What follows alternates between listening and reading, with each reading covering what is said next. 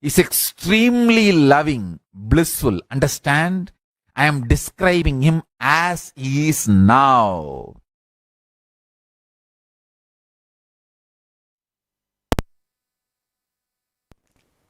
Yes, welcome back. What a way of describing Bhagavan Sri Maha Ganapathi. Listening to the revelations directly from the Supreme Pontiff of Hinduism, who is the very living manifestation of Paramashivam, who is the very embodiment of Maha Ganapathi himself. The very space of Maha Ganapathi simply becomes our reality. When the Supreme Pontiff of Hinduism describes in the most jovial way how in complete reality, simply the smile starts manifesting on our face and our whole space just shifts. And as we are getting ready to receive the Supreme Pontiff of Hinduism in the live Darshan today on the special occasion of Ganesha Chathurthi, it's also important to mention that Kailasas from all over the world, all the global temples, the spiritual embassies of Kailasa are celebrating Ganesh Chaturthi. In fact, this whole Ganesha Chaturthi Brahmotsavam, it has been such a joyful celebration with so many auspicious rituals, celebrations, homas, abhishekams that were offered all over the world in various temples. For example, even yesterday in Kailasa in Ohio, very major 2 homas were held on this special occasion of Ganesh Chaturthi. One Ayudha Modaka Ganapati Moolamantra Homa and Ashtotra Shatakamalena Mahalakshmi Homa. These 2 grand homas were celebrated with great joy in Kailasa in Ohio.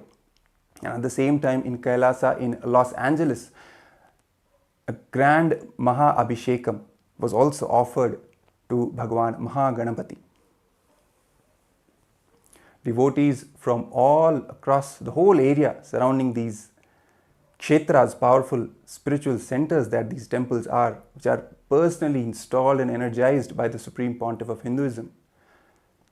The devotees flocked in and took part in these rituals, these celebrations, making deities of Ganesha with their own hands and offering food to the deity.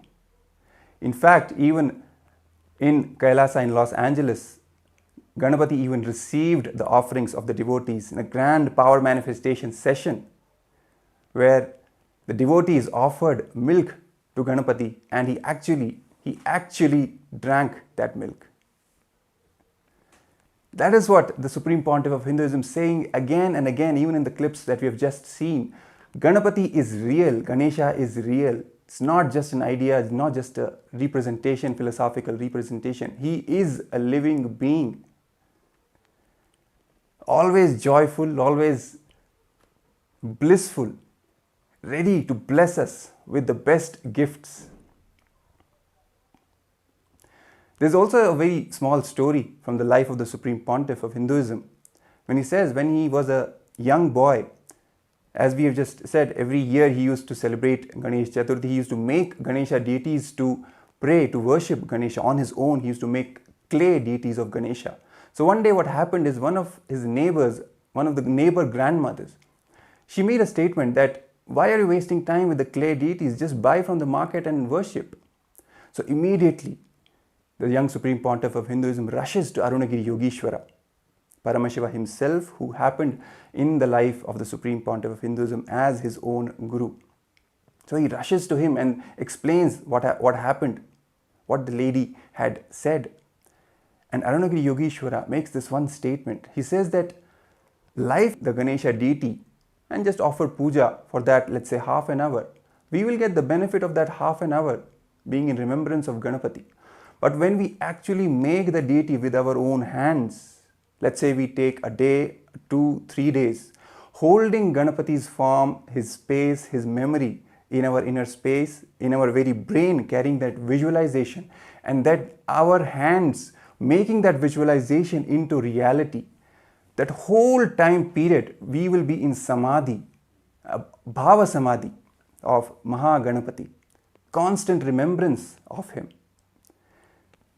There is no match between the fruits of that with just buying a deity from the market and worshipping. So as a remembrance of the same act, all the devotees who are taking part in this whole grand celebration of Ganesha Chathurthi from all over the world, all the Kailasas from all over the world, they are taking part in this celebration by making their own Ganesha deities and then making the offerings to that deity. So that ultimately it is the inner space where Ganapati has to manifest, and from that inner space the outer manifestation will begin. And for that inner manifestation to happen, this simple exercise of making your own deity, clay deity or a sandal paste deity, whatever, turmeric, anything, and then offering to that deity, it holds a completely different value. Especially Kailasa in Ohio, Kailasa in Los Angeles, showing you how the grand celebrations have been taking place with the Maha Abhishekam, with the Homas, with the devotees feeding the Ganesha, making the Ganesha with their own hands. Started this whole show today by remembering the truth that the Supreme Pontiff of Hinduism has shared, that Ganesha is real. He is not just an idea. He is not just a representation of some philosophical truth of intelligence or this or that. No, all those are just poisonous ideas which are meant to destroy our simple connection, simple bhakti with our deities, our chosen Ishtadevatas. And also remembering from the powerful story when the Supreme Pontiff of Hinduism himself fed Maha Ganapathi when he was just at the age of 3, a young boy. The whole experience as it went, initially he had the intention that Ganapati should eat the food that he is offering, but initially he was not eating. So the young boy, the Supreme Pontiff of Hinduism, he started intimidating his Ganesha deity, threatening that I will throw you in the well if you don't eat. All these things that he did, but ultimately none of that worked. Finally he got a click from the life of the sage Nambiyanar Nambi, how he did ultimate tyaga, and then from that space he approached Maha Ganapathi. That click is what changed the entire space of the Supreme Pontiff of Hinduism, the young Supreme Pontiff of Hinduism at that time. His whole state of logic and the wrong logic, the tarka and kutarka, it went beyond both of them into vitarka state, where you have simple connection. There is no logic, and at the same time there is no wrong logic itself. Logic would be, yes, I am offering, I am devoted, Ganesha should eat. Wrong logic should be threatening, for example, what happened.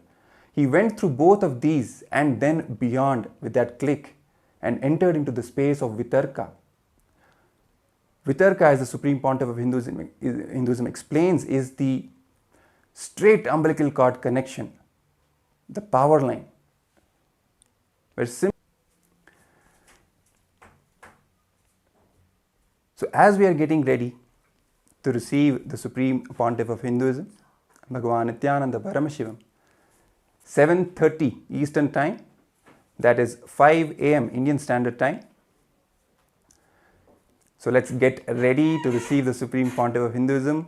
Let's have that space of spontaneous completion, of simple devotion and vitarka, as we were just talking about. The Supreme Pontiff of Hinduism also shared in one of his discourses, one of his presidential addresses, that the young Hindu youth, the worst thing that has happened to them is the loss of vitarka.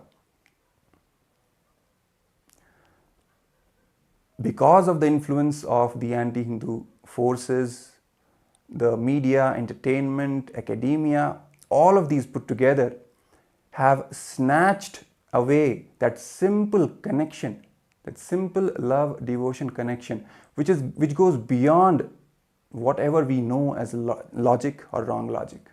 That vitarka. It is that vitarka that is missing, which has caused a lot of problems, a lot of damage to us. Even when we are connecting to the deities, we think a million times, this is right, this is wrong, what it means, what it doesn't mean. Instead of simply understanding that they are real. Let's just talk to them. Let's just the Myanmar's, their stories, how they connected with Paramashiva. Age simply manifested, offering his food to Ganesha, and Ganesha simply came and ate. It was a simple belief. Simple, not even belief, it just knows. He just knows. He will come and eat. That's all. That is what the Supreme Pontiff of Hinduism is trying to inculcate in us today, in all of us, the modern day Hindus, especially the Hindu youth, connecting us back to our roots, connecting us back to the deities, to gods and goddesses, giving the statement that they are all real. Just connect with them. They will respond to you. It is He who gives us the confidence that they will respond. And based on that confidence itself, we see devotees all across the globe manifesting left and right.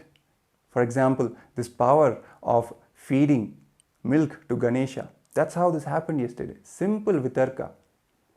The vitarka that was initiated by the Supreme Pontiff of Hinduism in all. Watch another small clip of the Supreme Pontiff of Hinduism talking about Bhagavan Sri Maha Ganapathi, sharing some more truths. Let's watch this small clip of the Supreme Pontiff of Hinduism sharing and revealing the truths about Bhagavan Sri Maha Ganapathi. Vande Guru Parampara.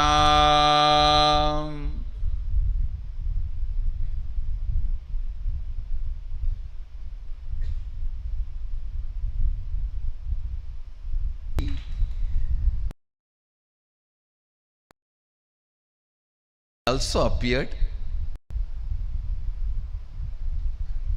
the auspicious day of Ganesha's appearance. I welcome everyone who is sitting with us through Nithyananda TV, Facebook Live, YouTube Live, two-way video conferencing, everyone. Long list, so I welcome all of you with my love and blessings. First, let us receive Parabrahma Swarupi, Sadashiva Swarupi, Maha Ganapathi's blessings on his appearance day. He is gracing in Sarvalankara and 108 Naivedya.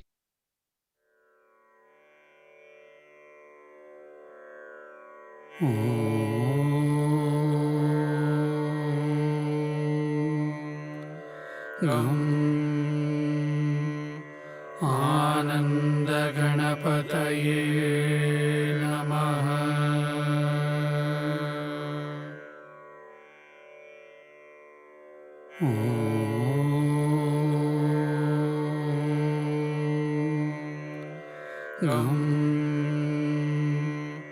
Ananda Ganapataye Namaha.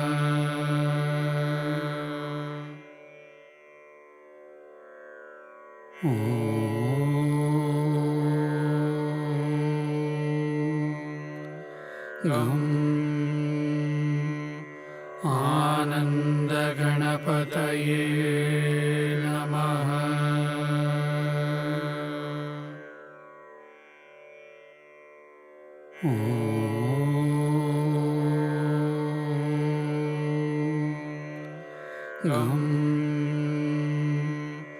Ananda Ganapataye Namaha.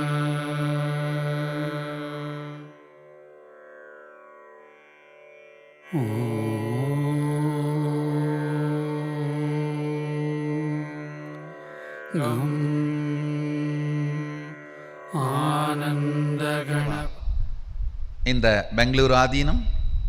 So I welcome everyone to join physically or virtually. Ganesha.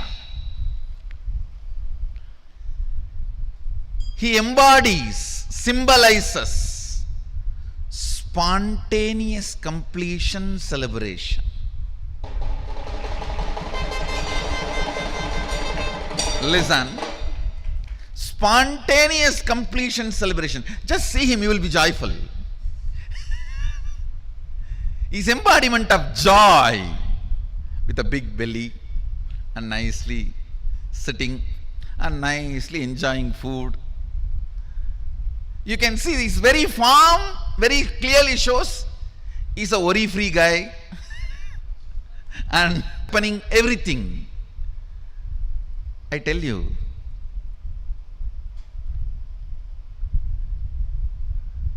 his very way he appeared, the way he happened, if you see the whole story, very casually, Devi just puts her muscle memory, the mixture of haldi and I don't know what do you call in English, the aravanam in Tamil they say, the leaf you make as a paste and decorate on your mehendi, they call it. The haldi which she applied on her body and the mehendi, she just pulled both of it, right? She says, I'm going for a bath, just be here. Then Sadashiva walks in. Some of the stupid interpretations say Sadashiva did not recognize his own son. How can it be? Who recognized the whole universe? How can it be? No. He knows he need to add his part into him. He has to make him complete. He need to add Sadashiva component into him. He was so happy. He just need to add his component. So he playfully picks a fight with him. Hey, who are you? That fellow says, hey, who are you? You are coming to my house? You are asking me, who are you? I am the owner of this house. You are not letting me inside. In that playful fight, he removes the ignorance of Adi Ganapathi. Understand? He removes the ignorance of Adi Ganapathi. Because he is made of only the matter, Adi Shakti, Prakriti. Now Sadashiva need to add the Purusha, the bioenergy into it. Devi pulled only her muscle memory and made the body and biomemory and gave the life. But Sadashiva has to add the bioenergy. So he just removed the ego. Then Devi comes and says, come on, do what you want to do now. Add what you need to add. Then he tells, all right, go and get any head you get. The first head you see, get it. They bring the elephant head. So he fixes and adds his bioenergy. And once the baby is complete, Shiva himself breathes life into it. See, somebody who can breathe life into the person, he will not recognize who he is. So you need to know the whole significance of the story, the whole truth behind the story. Then Ganesha becomes complete. Ganesha becomes a spontaneous completion celebration. Actually, it was early morning, just before Brahma Muhurta, is a spontaneous completion. symbol of spontaneous completion celebration. Then whole Kailasa celebrates the arrival of the first son of Sadashiva and Adi Shakti.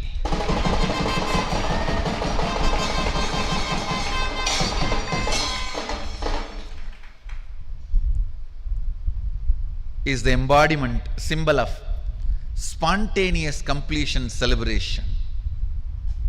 To idea about your mind be based on completion. Let your idea about your wealth be based on completion. Let your idea about your health be based on completion. Let your idea about your beauties be based on completion. Let your idea about others be based on completion. Let your idea about everything, understand? Weakest way of existing is fear. Let that fear be blasted by Maha Ganapathi's spontaneous completion celebration. Invoke him. He is easy to approach. Asudosha. Asudosha means easily pleased. Easy to approach. Easily pleased. He is Asudosha. That is why you can approach him in any way. Nithyananda, yes. And as we just all the disciples who worship him, who approach him with humbleness, with surrender, he just, as the Supreme Pontiff of Hinduism just said, he just blasts all their powerlessness, all their fears with his spontaneous completion. The Supreme Pontiff of Hinduism has again and again stressed upon this truth that completion is the very foundation of our lives. Not even a single moment we should allow any incompletions inside us, any powerlessness inside us. The moment we start allowing incompletions, the moment we start giving legitimacy to the incompletions inside us, it is like we declaring that we don't have any control over our own life, which is actually not true. It is just the state of irresponsibility that gets induced in us by the delusion of these incompletions. So the moment any incompletions come, the moment they arise in us, simply remembering our Guru, the Supreme Pontiff of Hinduism, who is the very embodiment of Maha Ganapathi's space of perpetual completion. Simply that prasada of spontaneous, instant completion happens inside us, without any need to logically go through all the whatever it is, the thoughts, the thought currents to reach any conclusion. No. Simply a simple decision to complete induces that space of completion. When we just realize that all the incompletions are not even real in the first place, they are just delusion made up by our mind. So we don't even have to fight them, just ignore them. It makes them completely redundant. And we come back to the space of spontaneous completion. As even we were talking about earlier, Maha Ganapathi's form, when he holds the Pasha and Ankusha in his two hands, Ankusha is the power of unclutching. The moment any incompletion arises, Maha Ganapathi, the way he is joyful, he is blissful all the time, we should also be energetic, always pro-life. From his own life, he shares a story of when he organized the Ganesh Chathurthi festival for the first time. That's how the whole journey began. Along with his friends, his neighbors, the way they organized the whole festival, the grand celebrations, each and everything was taken care of. The Supreme Pontiff of Hinduism at that young age involved himself in all the aspects. He was a painter, he was a musician also, he was a sculptor, he was the accountant as well. All the different dimensions of life he touched, he completely involved in. Without having any ideas that this is what I am good at, this is what I am not good at. All these ideas are just completely bogus, as the Supreme Pontiff of Hinduism says again and again. And even in Kailasa's Nithyananda Gurukul, this is one practice which forms the very foundation of the life of the kids, of the Gurukul kids. They're encouraged to involve in various activities without any idea of this is their thing or this is not their thing, this is what I am good at, this is what I am not good at. No, that is not even a part of the vocabulary in Kailasa's Nithyananda Gurukul. All the 64 arts, all the kids have to take part in. It's simple sheer involvement in life and manifesting fulfillment in all dimensions, be it creative field, be it logical field, mathematics, academics, sports, anything. Having that complete involvement with energy, with joy, with bliss, it induces completion from moment to moment in our lives, and we see our life expanding, expanding, expanding every moment. This spontaneous completion, this bliss, this joyful expansion and involvement in life is the prasada that Bhagavan Sri Maha Ganapathi gives to all of us. From his own inner space, he bestows upon all his devotees this prasada of instant, spontaneous completion, of joy, of energy, of vitality, of simply enjoying life to the fullest. And that's exactly how powerful completion is. Not even a single moment of incompletion is worthy of being entertained in our inner space, because it simply doesn't belong there. It is not even real. This power of completion is what Bhagavan Sri Maha Ganapathi is the embodiment of. It's the power of completion, power of consciousness.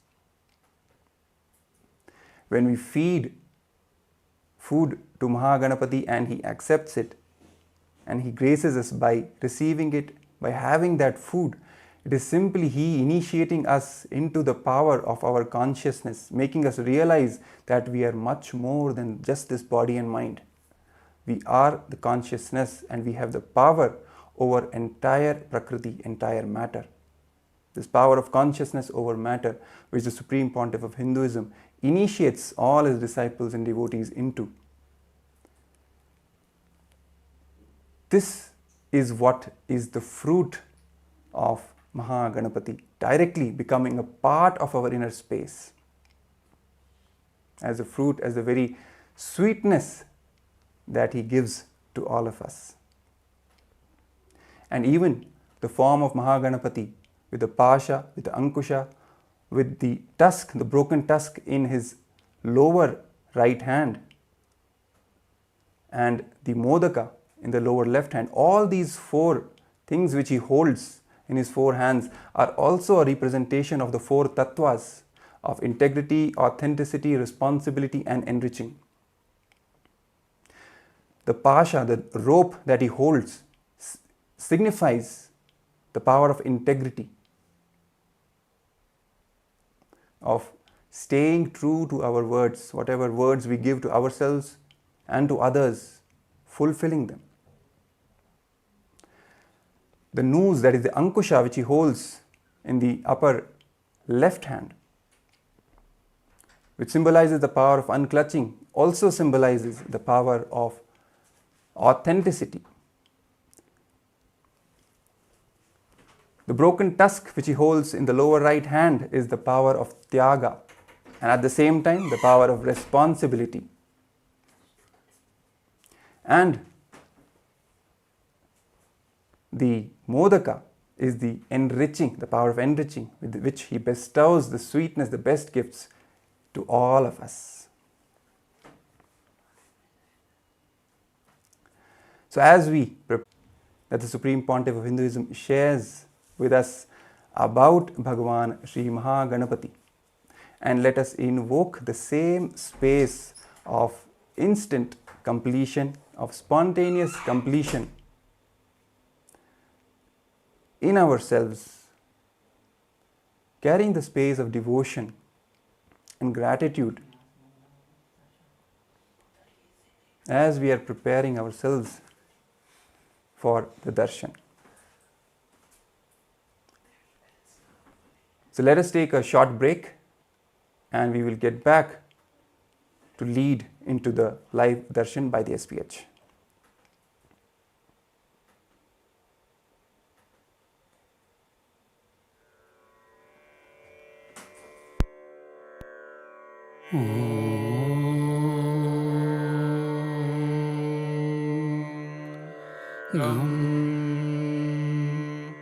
आनंद गणपतये नमः।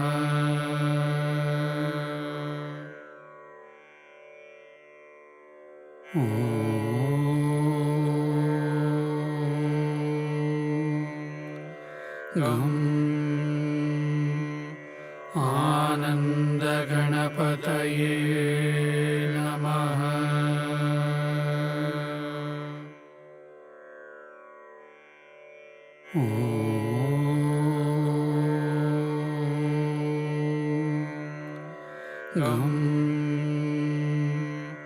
आनंद गणपतये नमः।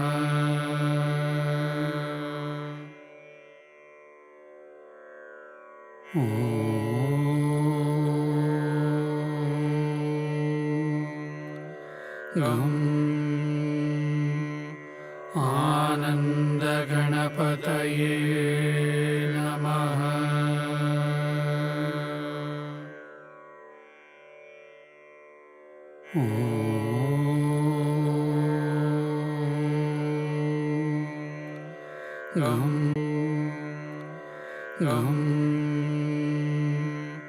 आनंद गणपतये नमः।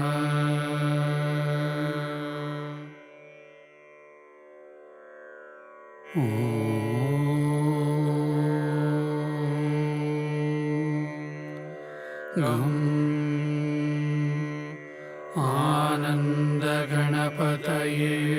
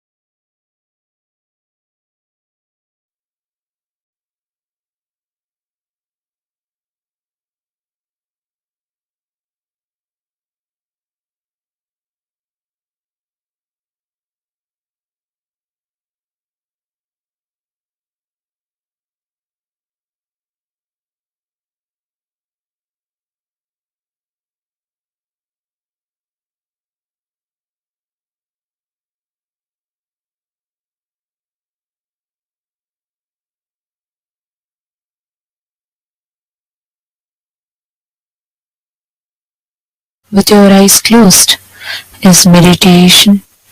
Connecting with the divine with your eyes open is darshan. Come, let us all now move from meditation to darshan. Slowly, very slowly, please open your eyes.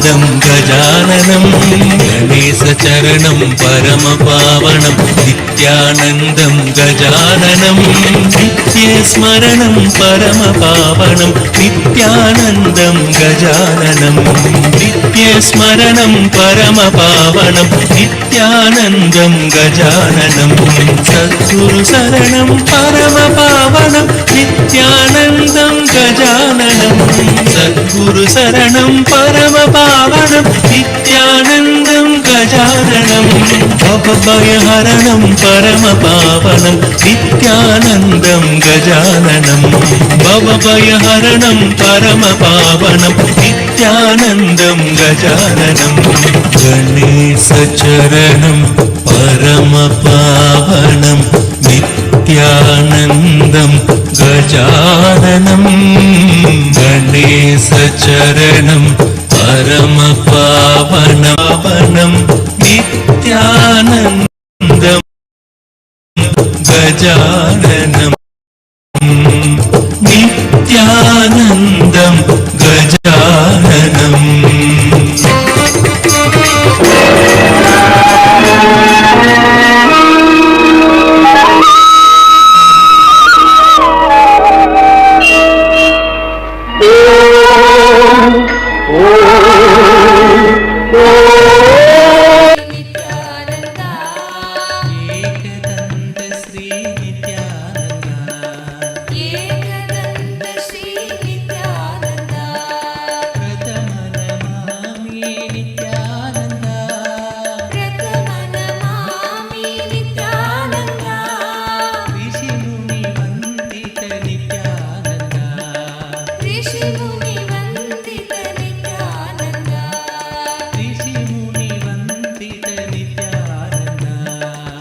ऋषिमुनि वन्दित Nityanand सुन्दरमुख Shri Nityanand सुन्दरमुख Shri Nityanand एकदन्त Shri Nityanand एकदन्त Shri Nityanand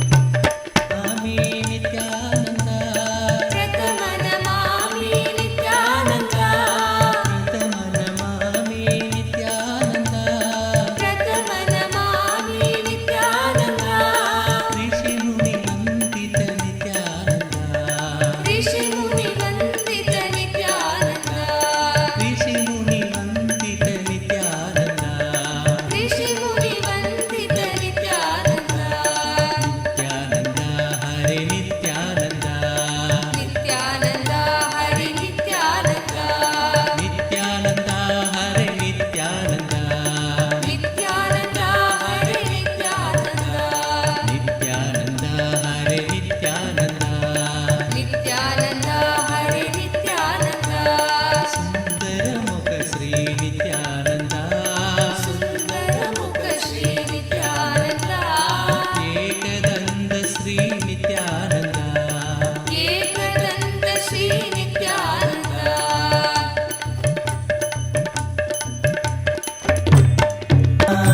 गजमुग गजमुग Gajanan गजमुग गजमुग Gajanan Gauri नन्दन नित्यानन्द गौरी नन्दन नित्यानन्द गौरी नन्दन नित्यानन्द गौरी नन्दन नित्यानन्द गजमुग गजमुग गजानन गजमुग गजमुग गजानन गिरिजानन्दन नित्यानन्द गिरिजानन्दन नित्यानन्द गिरिजानन्दन नित्यानन्द गिरीशानन्दन नित्यानन्द गजमुग गजमुग गजानन गजमुग गजमुग गजानन गजमुग गजमुग गजानन गजमुग गजमुग गजानन गौरी नन्दन नित्यानन्द गौरी नन्दन नित्यानन्द गौरी नन्दन नित्यानन्द गौरी नन्दन नित्यानन्द आनन्द गिरीशानन्दन नित्यानन्द गिरीशनन्दन नित्यानन्द गिरीशनन्दन नित्यानन्द गिरीशनन्दन नित्यानन्द गिरीशनन्दन नित्यानन्द गजमुग गजमुग गजानन गजमुग गजमुग गजानन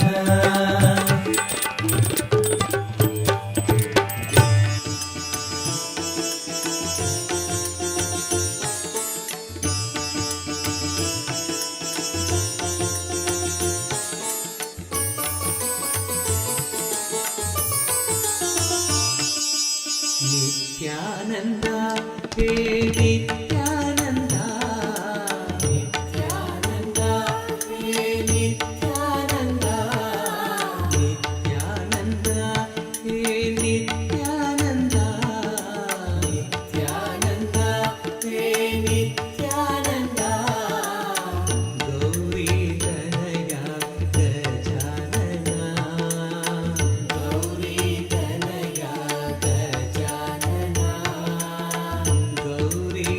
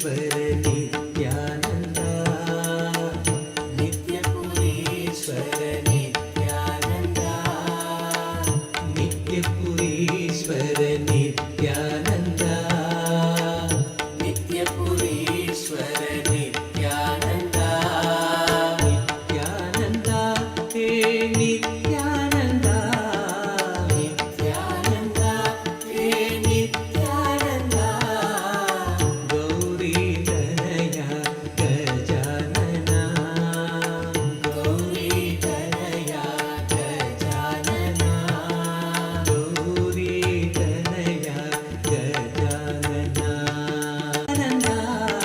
नित्यानन्दा नित्यानन्दा हे नित्यानन्दा गौरीतनया गजानना गौरीतनया गजानना हे नित्यानन्दन जय जगद्वन्दन हे नित्यानन्दन जय जगद्वन्दन हे नित्यानन्दन जय जगद्वन्दन हे नित्यानन्दन जय जगद्वन्दन विद्याभूति प्रदायका विद्याभूति प्रदायका परमनिरञ्जन मूषिकवाहन परमनिरञ्जन मूषिकवाहन नित्यपुरीश्वर नित्यानन्दा नित्य हे नित्यानन्दा नित्यानन्दा हे नित्यानन्दा नित्यानन्दा हे नित्यानन्दा नित्यानन्दा हे नित्यानन्दा गौरीतनया गजानना गौरीतनया गजानना हे नित्यानन्दन जय जगद्वन्दन हे नित्यानन्दन जय जगद्वन्दन विद्याभूति प्रदायका विद्याभूति प्रदायका विद्याभूति प्रदायका विद्याभूति प्रदायका परमनिरञ्जन मूषिकवाहन परमनिरञ्जन मूषिकवाहन नित्यपुरीश्वर नित्यानन्दा हे नित्यानन्दा गौरीतनया गजानना गौरीतनया गजानना हे नित्यानन्दन जय जगद्वन्दन हे नित्यानन्दन जय जगद्वन्दन विद्याभूति प्रदायका विद्याभूति प्रदायका परमनिरञ्जन मूषिकवाहन परमनिरञ्जन मूषिकवाहन नित्यपुरीश्वर नित्यानन्दा नित्यपुरीश्वर नित्यानन्दा नित्यानन्दा हे नित्यानन्दा नित्यानन्दा हे नित्यानन्दा नित्यानन्दा हे नित्यानन्दा नित्यानन्दा हे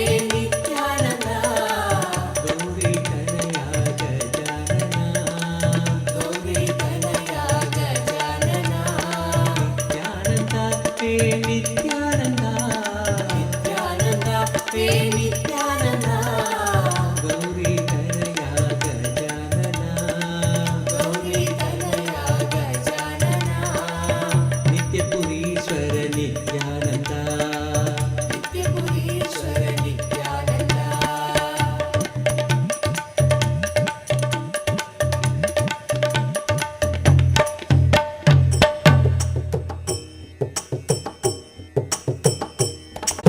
गजाननं नित्यस्मरणं परमपावनं नित्यानन्दं गजाननं नित्यस्मरणं परमपावनं नित्यानन्दं गजाननं गणेशचरणं परमपावनं Nityanand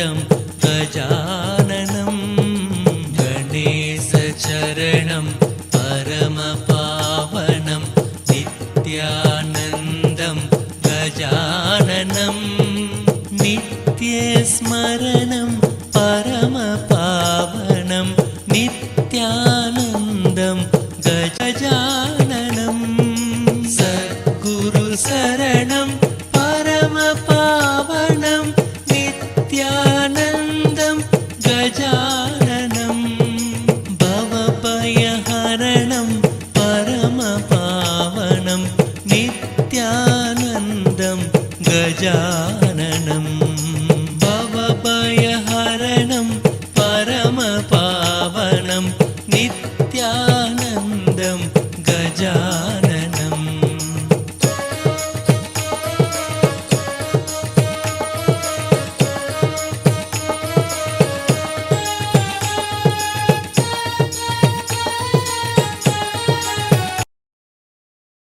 himself. And today, all of us are being blessed with this most auspicious darshan. And also on this occasion of Ganesha Chathurthi, where the Ganesha Chathurthi Tithi has officially started and began, we're having the darshan of the Nija avatar of Paramashiva manifesting, gracing all of us. As each of us sit here receiving the darshan today and the special initiations, we'd like to take a few minutes to walk you all through the different platforms through which you can ask your boons, prayers, blessings, requests, all of them directly to Swamiji under the comment section. Next, please head to kailasa.org and scroll down and you'll be prompted with a WhatsApp icon. Click on it, join the WhatsApp community, and through your WhatsApp, you can directly post your prayers, boon requests, and gratitude messages directly to Swamiji. Twitter, you can head to x.com and go to Kailasa's SPH Nithyananda Paramashivam, the official Twitter handle. You'd have to go to the pinned tweet of that particular handle and Instagram.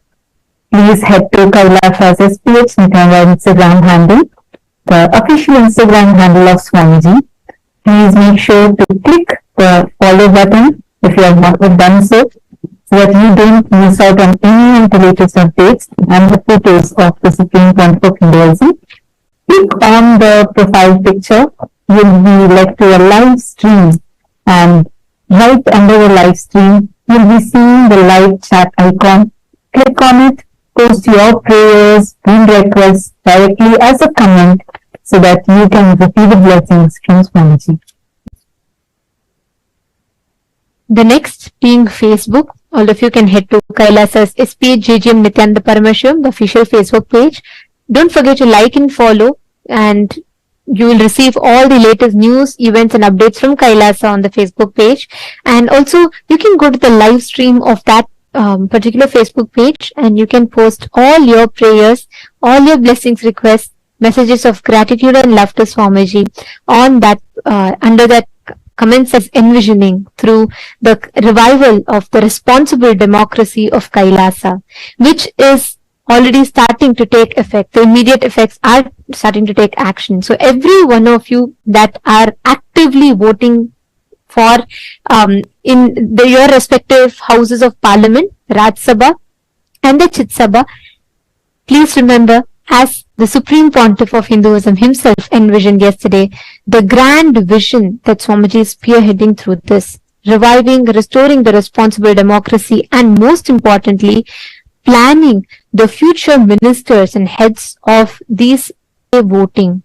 By doing so, you are being part of one of the most important aspects of one of the most important revival of the responsible democracy. It's so beautifully Swamiji mentioned yesterday. Kailasa is completely apolitical, and nothing is done, nothing is chosen based on any kind of politics, but chosen based on responsibility that each of us show. Each of us, you might live from any part of the world. Right now, we literally have Hindus practicing, living Hindus from across the globe, from literally all the time zones, through this responsible democracy system where each one of us are empowered with the right knowledge and based on the responsibilism that we show, we are made as a part of the co-government of Kailasa, where, as we all know, Swamiji had revealed to us how Hinduism has the most ancient democracy system, which is called as the responsible democracy that was conducted as Anubhava Mantapa. And Swamiji is reviving this exact thing so that all of us are first enriched with the right knowledge, empowered with the powerful cognitions, and through the empowerment and the powerful cognitions Swamiji is giving us, making all of us responsible so that we all take the responsibility for Hinduism and be part of this grand revival of Kailasa that Swamiji has been doing for all of us, not just for Hindus, but for humanity at large. Today we learned a very important subject. We learned about the 11 genders. Gender identity has become a huge crisis that the modern day is currently facing. There are many gender-related issues and women empowerment-related issues that the world is facing. And at this point in time, when the world is diversified in its opinions on gender, and ultimately each group having a divided stance on this, blessed are we who have Paramashiva, who is reviving and gifting this most sacred science from Hinduism to the whole world through the revival of 11 genders. Swamiji revealed one of the most unique and important principle of Hinduism, where every being, how we feel that this knowledge is too precious and has to be taken to the world, and how it is going to help resolve some of the most important modern day issues. So, keeping this in mind, this is going to be the voting topic for today. And just a reminder for everyone, all those who want to be a part of this grand revival of Kailasa and be a part of this governing body of Kailasa, yesterday Swamiji had told how Swamiji has already started choosing people based on the responsibilism that each one shows, the responsible activism that each one shows. And here, and Swamiji also mentioned how based on how actively you are participating in the voting, whether it is the Rajya Sabha voting, which is open to all the Hindus across the world, be it born Hindus or practicing living Hindus. It is open for everyone, including the SJP Kartas, Yajamans, and Sarvanya Pitadishwas, like everyone. This is open for all. And the Chit Sabha members is an exclusive voting opportunity which is open and available only for the Chit Sabha participants. So we request all of you to take a few minutes and be a part of this revival of responsible democracy, and take some time to visit the website events.kailasa.org/Hindu-votes, and please cast your vote. The question is, how important is it to promote awareness within the society regarding the existence of 11 genders and initiating dialogues on this topic? Do you believe that this endeavor will eliminate instances of gender-based violence, rectify misconceptions surrounding the gender, and address various gender-related issues? How important do you feel that these revelations by the Supreme Pontiff of Hinduism, which is so unique for the modern day civilization, how important do you feel it is for this to reach to the world? Please take a few minutes, and I request all of you to go ahead and not significantly impact the society. Take a few minutes and please tweet the choice you voted for on Twitter, and please tag Swamiji's official Twitter handle at Sri Nithyananda, and use the hashtags #Kailasa Parliament, #Kailasa Votes, and #Nithyananda, and please tweet why you choose this. to all the size that takes place in all the governing policies of Kailasas as envisioned by the Supreme Pontiff of Hinduism himself. Be it women empowerment, a prime example of which is the fact that within Kailasa, women occupy 80% of leadership positions. Honors the existence of 11 unique genders, celebrating the essence of each individual as consciousness. It is only Kailasa that recognizes 11 unique genders. Now, each of us, as empowered citizens of Kailasa who are enjoying its fruits and benefit, you all can check it out on your respective chats. All the Sarvajñapita Yajamans and Kartas, please do check it in your respective chats, and the link has already been posted there. We request you all to head there and please take a few minutes to cast your vote.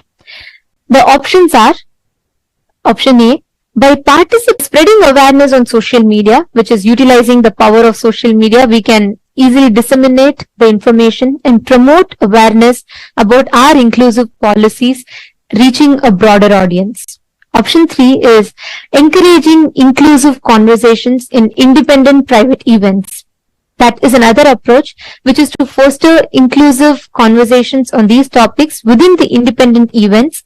And these discussions can create, I'd like to take this opportunity to remind all the Sarvajñapita Yajamans, Kartas, all of you, the grand vision that Swamiji himself revealed yesterday. Each of you, by taking a few minutes and casting your vote, please understand you are securing your future in one of the most inclusive, progressive governments, which is Kailasa, the Hindu nation. And each of us are becoming an active part of this revival of responsible democracy. So we encourage all the Sarvajñapita Yajamans, Kartas, all of you to take out a few minutes and please cast your vote.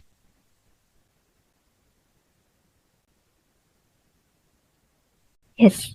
And now let us platforms that we mentioned, and you can get the boons and blessings from Swamiji himself.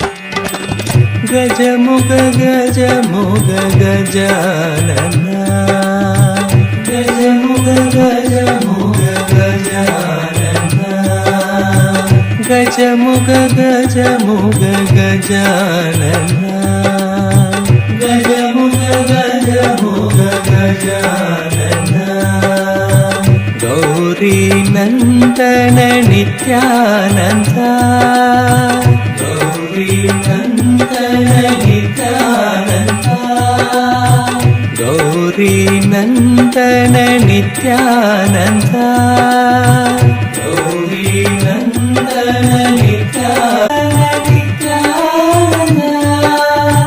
Girijanandana Nithyananda, Girijanandana Nithyananda, Girishanandana Nithyananda.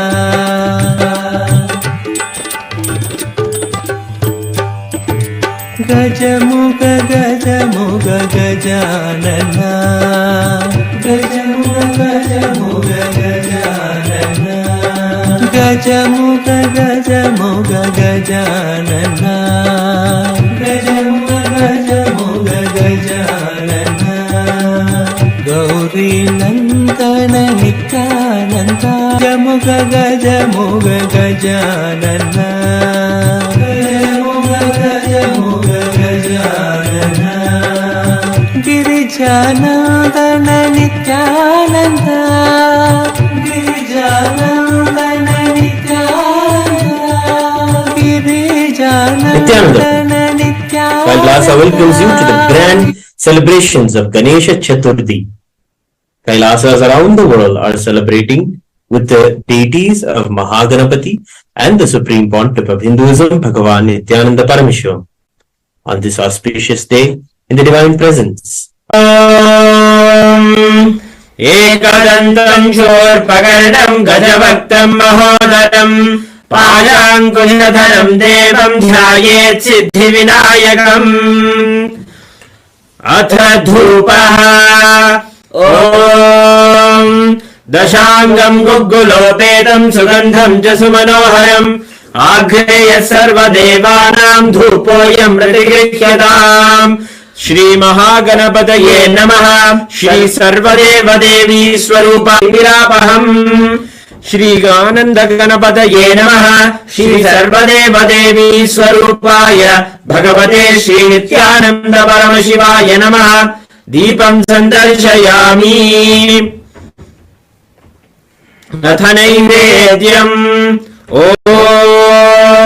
अमृते अमृतोद्भवे अमृतवर्षिणी अमृतं श्रावय श्रावय स्वाहा श्री महागणपतये नमः श्री सर्वदेवदेवी स्वरूपाय भगवते श्री नित्यानंद परमशिवाय नमः अमृतं महानैवेद्यं निवेदयामि निवेदनानन्तरम् समर्पयामि नीराजनम् ॐ एकदन्ताय विद्महे वक्रतुण्डाय धीमहि तन्नो दन्तिः प्रचोदयात् ॐ एकदन्ताय विद्महे वक्रतुण्डाय धीमहि तन्नो दन्तिः प्रचोदयात् ॐ एकदन्ताय विद्महे वक्रतुण्डाय धीमहि तन्नो प्रचोदयात् ॐ हंसाय विद्महे परमहंसाय धीमहि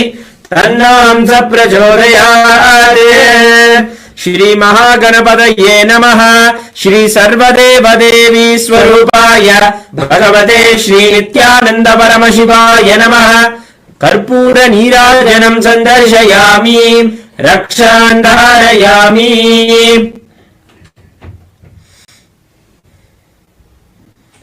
Today also we celebrate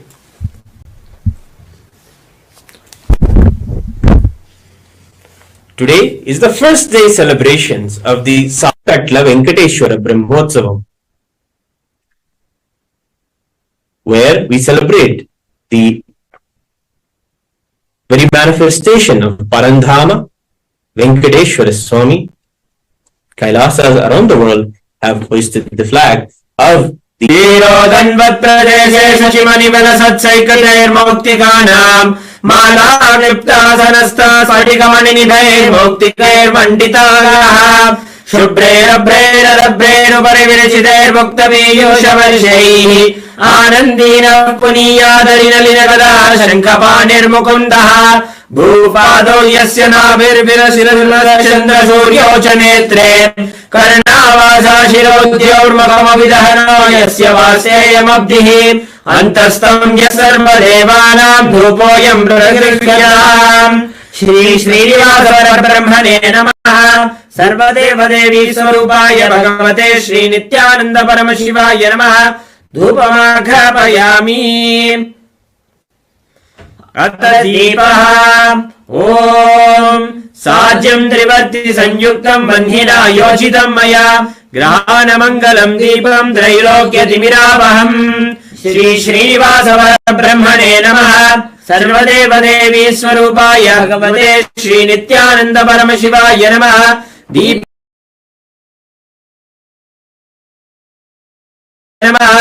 दीपं संदर्शयामि अथ नैवेद्यम् ॐ अमृते अमृतोद्भवे अमृतवर्षिणी अमृतं श्रावय श्रावय स्वाहा श्री श्रीनिवास परब्रह्मणे नमः श्री सर्वदेवदेवी स्वरूपाय भगवते श्री नित्यानंद परमशिवाय नमः अमृतं महानैवेद्यं निवेदयामि निवेदनानन्तरमाचमनं समर्पयामि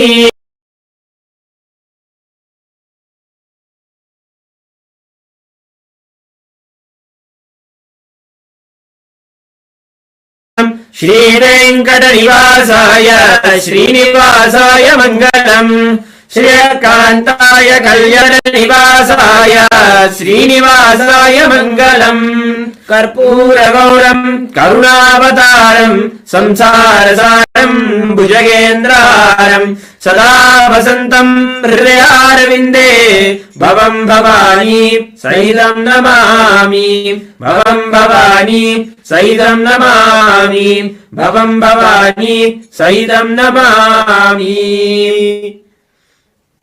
श्री श्रीनिवास परब्रह्मणे नमः। श्री सर्वदेवदेवी स्वरूपाय भगवते श्री नित्यानंद परमशिवाय नमः। कर्पूर नीराजनं सन्दर्शयामि रक्षान् धारयामि। शोणाद्रीशावताराय ज्योतिस्तम्भस्वरूपिणे श्रीकैलासप्रधानाय नित्यानन्दाय मङ्गलम्। तत्त्वज्ञानप्रदाताय नित्यानन्देश्वररूपिणे श्रीकैलासप्रधानाय नित्यानन्दाय मङ्गलम्। मूलप्रकृतिरूपाय परमशिवशक्तिस्वरूपिणे श्रीकैलासप्रधानाय नित्याय मङ्गलम्। आदिपूज्याय देवाय सकृत्पूर्णत्वरूपिणे श्रीकैलासप्रधानाय नित्यानन्दाय मङ्गलम्। योगभट्टाभिषिक्ताय राजसन्न्यासधारिणे श्रीकैलासप्रधानाय नित्यानन्दाय मङ्गलम्। सार्वभौमैकपत्याय राजराजार्चिताय च श्रीकैलासप्रधानाय नित्यानन्दाय मङ्गलम्। मङ्गलम् कल्पवृक्षाय मङ्गलम् ज्ञानदायिने परमशिवाय श्री परमावताराय नित्यानन्दाय गुरवे मङ्गलम्। त्वम् स्मृतमहम् धन्य मम प्राणमहेश्वर गङ्गाधर नामेति स्तोत्रस्थानम् ददाम्यहम्।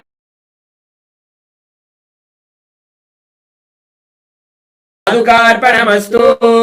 ॐ नित्यानन्दम्।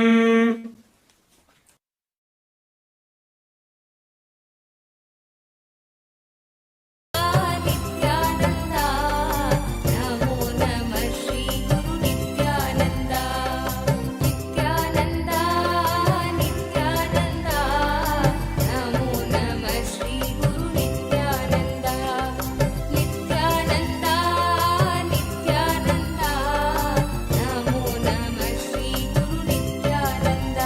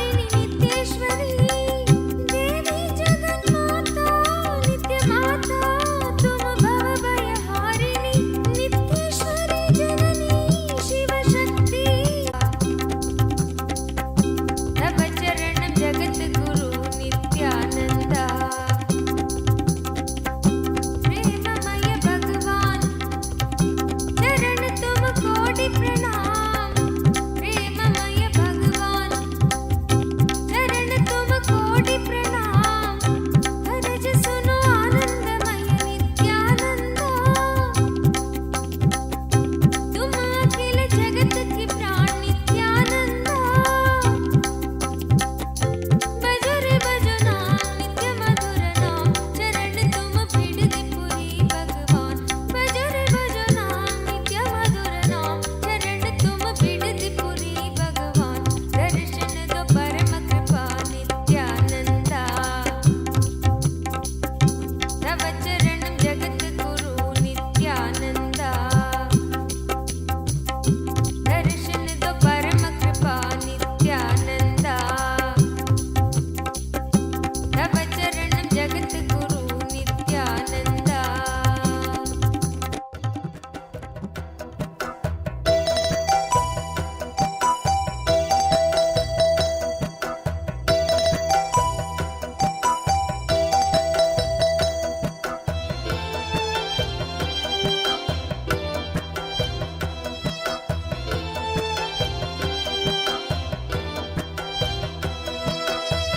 शरणं परमहंस नित्यानंद सद्गुरु शरणं परमहंस नित्यानंद सद्गुरु शरणं परमहंस नित्यानंद सद्गुरु शरणं परमहंस नित्यानंद सद्गुरु सुवर्ण पद्मिनी तटान्त दिव्य हर्म्यवासिने सुपर्ण वाहन प्रियाय सूर्यकोटि तेजसे सुवर्ण पद्मिनी तटान्त दिव्य हर्म्यवासिने सुपर्ण वाहन प्रियाय सूर्यकोटि तेजसे अम्बे शरणं परमहंस नित्यानंद सद्गुरु शरणं परमहंस नित्यानंद सद्गुरु शरणं परमहंस नित्यानंद सद्गुरु शरणं परमहंस नित्यानंद सद्गुरु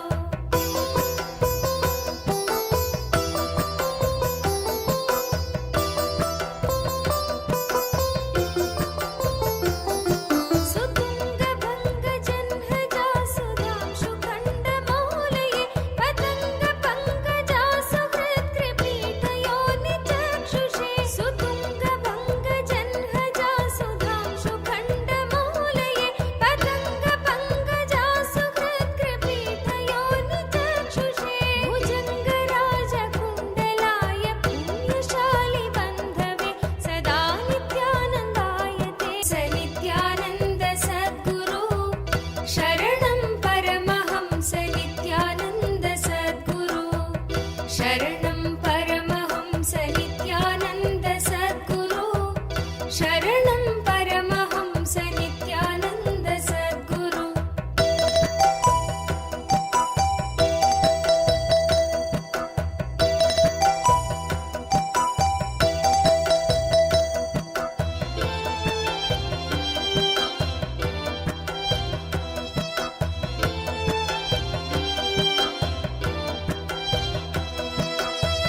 शरणं परमहंस आनंद सद्गुरु चतुर्मुखाननारविन्द वेदगीत मूर्तये चतुर्भुजानुजा शरीर शोभमान मूर्तये चतुर्मुखाननारविन्द वेदगीत मूर्तये चतुर्भुजानुजा शरीर शोभमान मूर्तये चतुर्विधार्थदान शौण्डदाण्डव स्वरूपिणे सदा नित्यानंदाय ते नित्यानंदाय शंभवे चतुर्विधार्थदान शौण्डताण्डव स्वरूपिणे सदा नित्यानंदाय ते नित्यानंदाय शंभवे शरणं परमहंस नित्यानंद सद्गुरु शरणं परमहंस नित्यानंद सद्गुरु शरणं Paramhans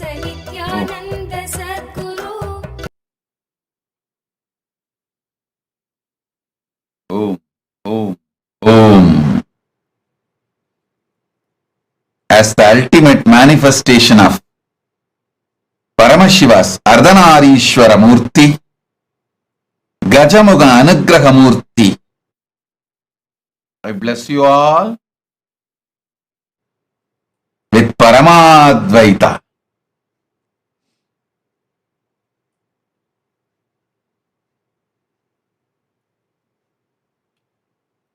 blessings. Ganapati, Maha Ganapathi sings. Maha Ganapathi's grace be on all of you. Maha Ganapathi showers his grace on all of you. Sarva Mangala Praktirast. Ganapati, bless all of you and remove all obstacles. Let you all achieve success in everything. I initiate all of you into the awakening of your Kundalini Shakti and Arishwara. Now I'll install the 720 sacred sounds, mantras into your system to flush out all toxins and give you the experience of Divya Sarira, infusing Paramashiva's DNA. Sit now. I'll transmit Paramashiva's DNA into all of you now. Om, Om, Om.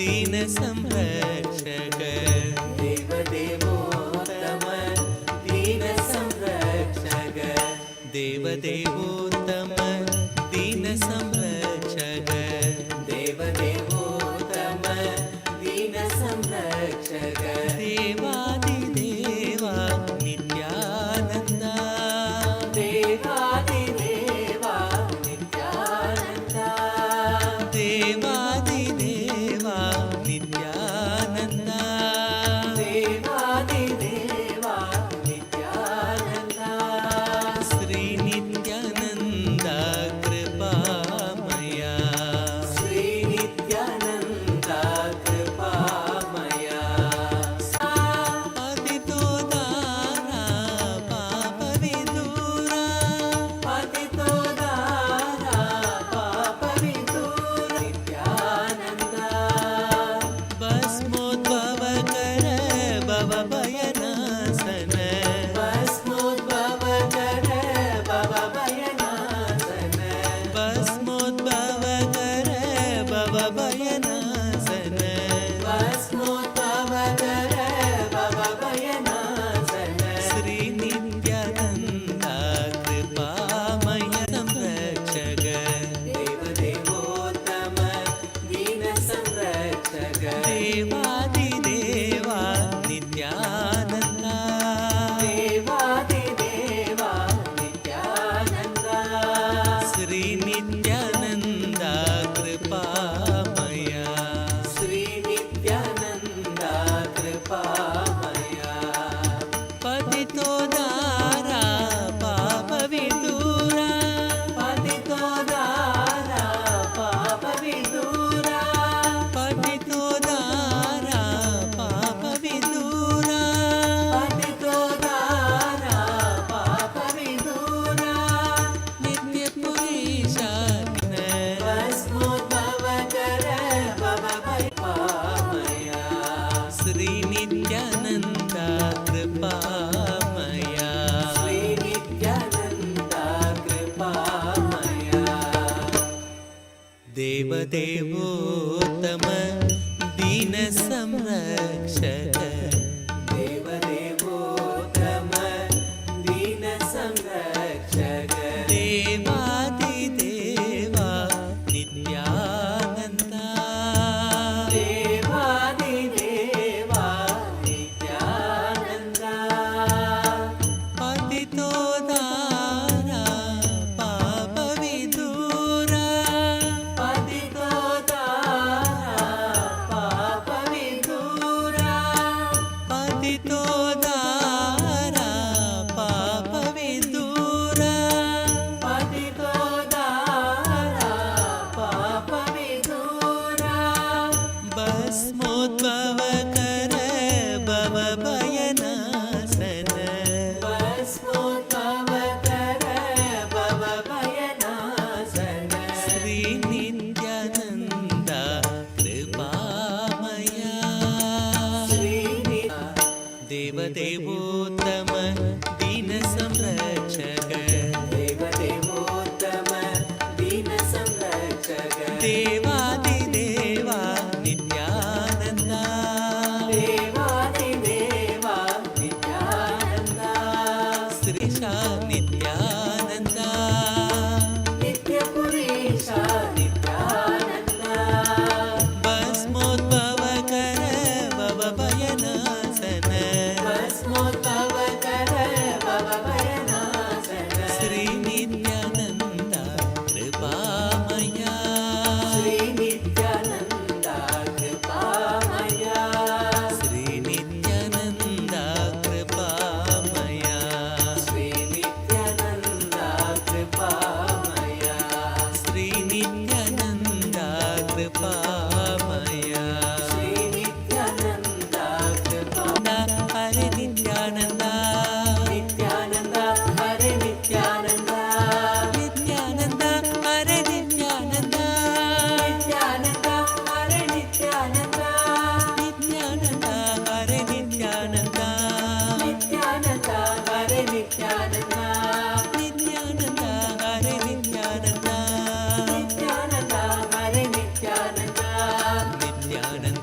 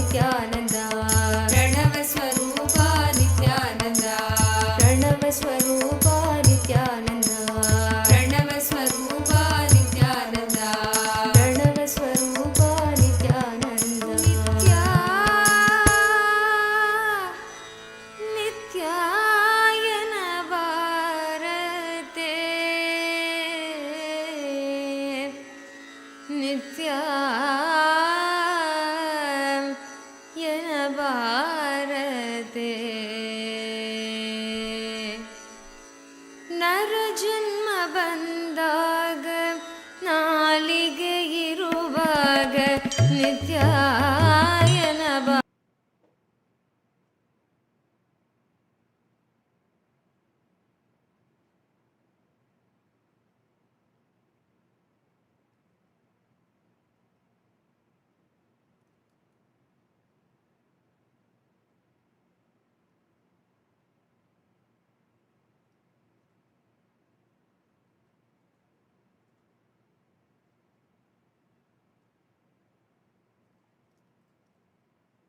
Jin Yang, I accepted your Tulabara Seva. Blessings for Yin Yang. I'll completely heal your daughter Meeraven. My blessings for your whole family. I'll shower you with oneness. I give you all the 6 boons you want. I'll shower your husband with wealth and EB5 investments will be returned. I'll take care. Don't worry. Yin Yang, I shower you with love, completion, fulfillment. Tathast. Liao Feng Qi. Liao Feng Qi. I accepted your Tulabaram and I give you all the 7 boons you want. You will have a completion and enlightenment. You will have wealth and abundance. You will become Sarvanyapitakarta. And I will make Kailasa in Taiwan happen. My blessings for your husband Chen Jian Sheng. And you will be very powerful enricher for Kailasa in Taiwan. Blessings. Asutosh Sharma. Asutosh Sharma, I accepted the Navanida Tulabaram you offered during Krishna Janmashtami. Don't worry. I'll remove your ego, give you oneness. You will become Sarvanyapitakarta. Blessings for your spouse Swaranima. Blessings for Swarnima. And you will live enlightened life. Asutosh Sharma. Tathast. Michelle Shu. Michelle Shu, my blessings. I accepted your Pada Puja. I shower you with Sarva. Yerina Merino. Yerina Merino, I accepted your Pratyaksha Pada Puja. I reside in your heart, so I will heal your heart, blood pressure, kidney and all obsessive patterns. I will shower you with wealth, make you Sarvanyapitakarta. Above all, I will make you enlightened. I will always be with you and shower you with all auspiciousness.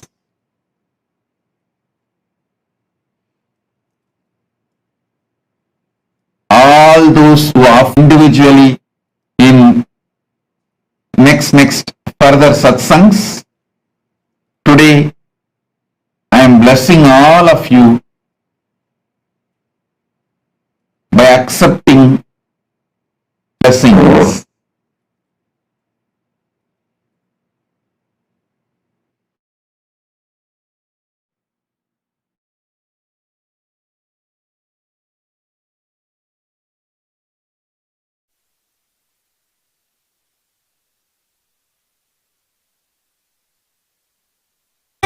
ஏலமலர் குழலாள் ஒரு பாகம் அமர்ந்தருளி கோலமலர் பொழில் சூழ் கொடிமாட செங்குன்றூர் மல்கும்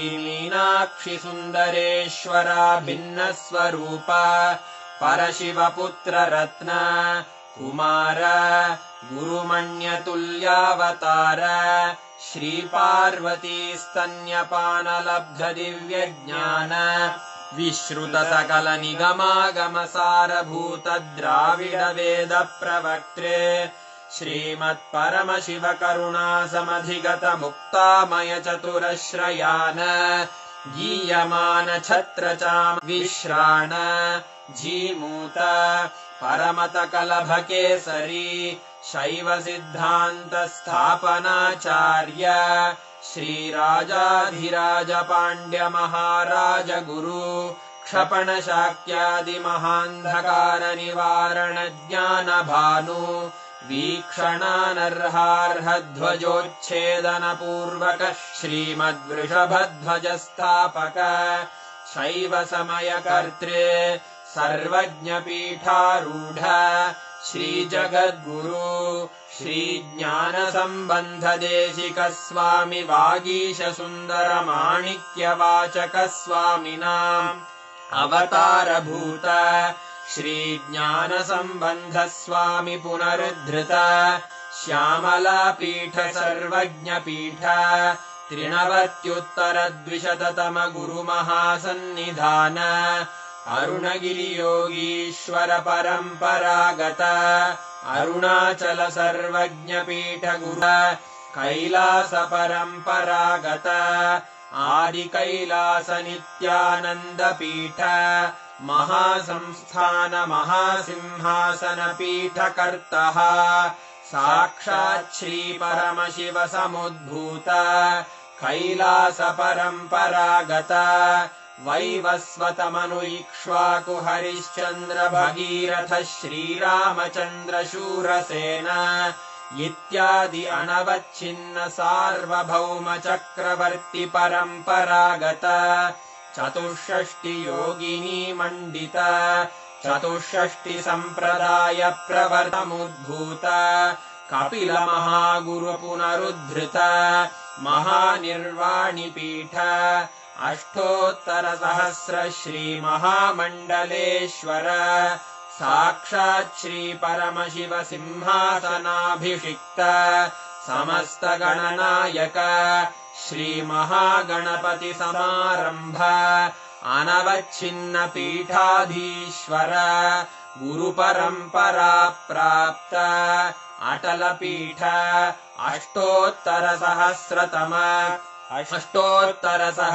श्री अटलपीठाधीश्वर धर्ममुक्तिस्वर्गपुरस्वर् श्रीकैलास परमाचार्य श्रीमत्परमहंस परिव्राजकाचार्यवर्य सच्चिदानन्द प्रणवस्वरूप श्रोत्रिय ब्रह्मनिष्ठ श्रीमज्जगद्गुरु श्रीलश्री भगवच्छ्री नित्यानन्द परमशिव श्री ज्ञानसम्बन्धदेशिक परमाचार्य स्वामिन् अत्रागत्य परिपाल्य च अस्मान् विज्ञानवितरणेन विजयी भव जय जय।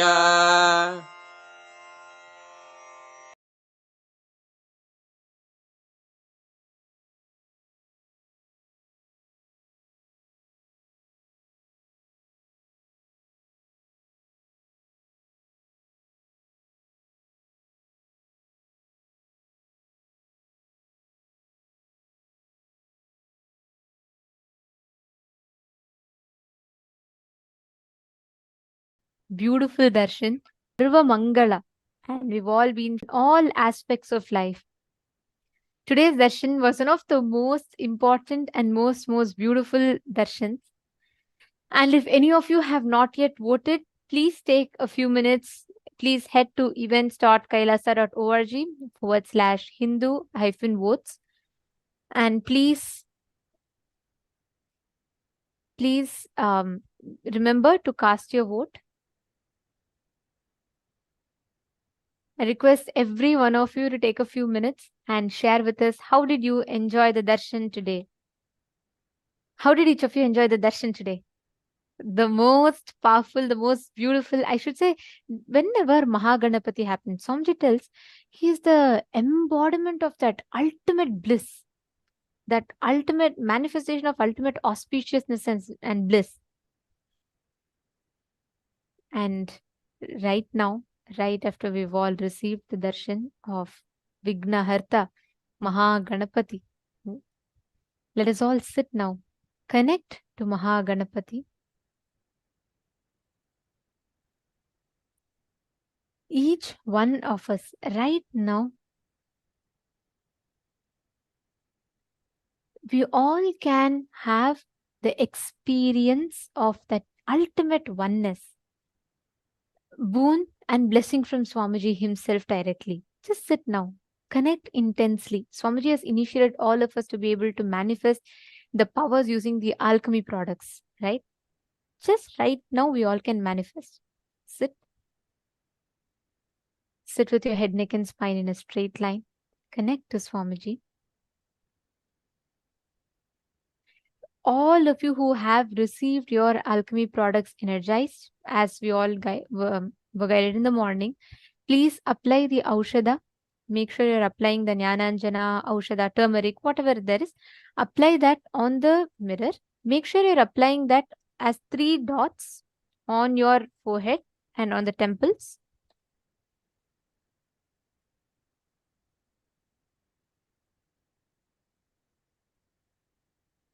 Yes. Now understand that mirror will act as literally like a transmitter, which means like how, with what clarity you will be able to see on your phone screen or your laptop screen. With that same clarity, if not even more, you will be able to see on the mirror. The mirror has a unique ability to receive and hold energy and transmit the energy. So what is going to be happening now is that right after you receive the energy, right after you receive the initiation, when you apply the Aushada, the whole mirror literally gets energized. And you will see the answers to all the questions that you have on the mirror. It's very simple. All you need to do is connect to Swamiji and just sit from that space of oneness. You will be able to start seeing clearly on the mirror. Understanding? Shall we all start? Please sit straight. Sit with your head, neck, and spine in a straight line.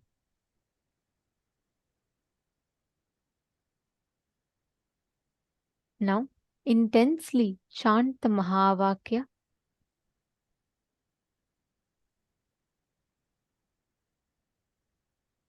Any place that you want. Let's say you want to see Arunachaleshwara temple, or let's say you want to see any place. You want to see where the temple of Chidambaram is, or you want to see Kailasa, Los Angeles. You want to see Adi Kailash banyan tree. Any place that you want, you can scan through your third eye and you can have the darshan of it beautifully on the mirror. You will be able to see it with crystal clarity. First, make sure you're applying Aushada on the mirror fully. Apply Aushada on the 3 points on your forehead. Can I request each of you to please confirm once you've applied?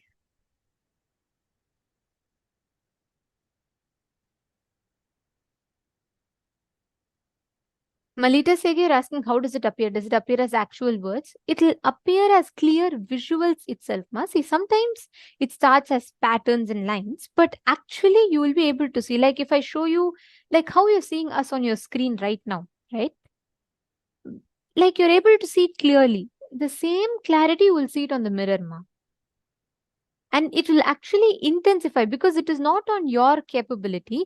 It is completely the mirror's ability to project whatever you want to see. The moment you create that strong will consciously, it will actually appear on the mirror. You will be able to see it. Come on, can I request every one of you to please have the mirror?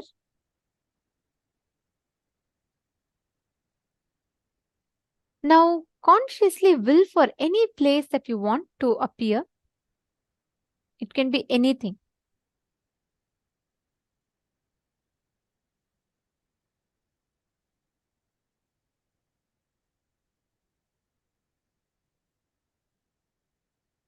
Yes. Sanjay Oriya, if you've already voted, you don't need to worry. If you voted once, that's enough.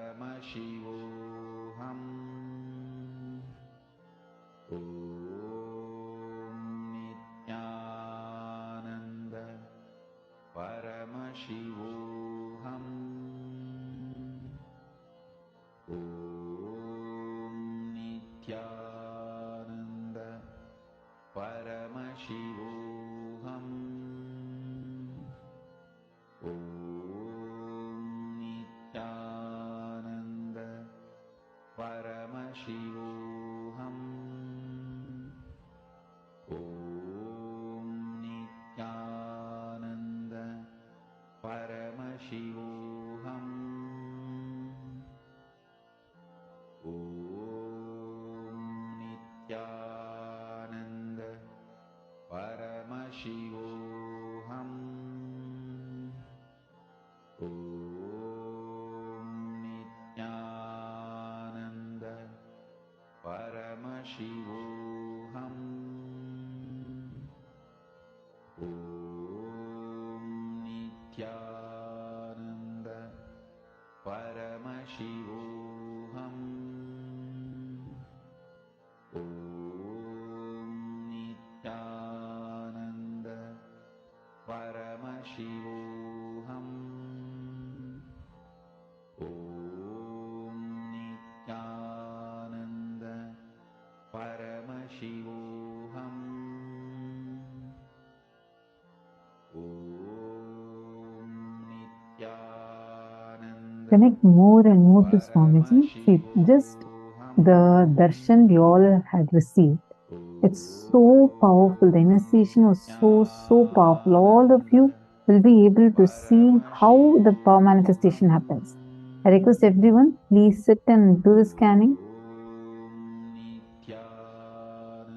Who all are doing the scanning? Can each of you post who all are already doing with your partners? Please post.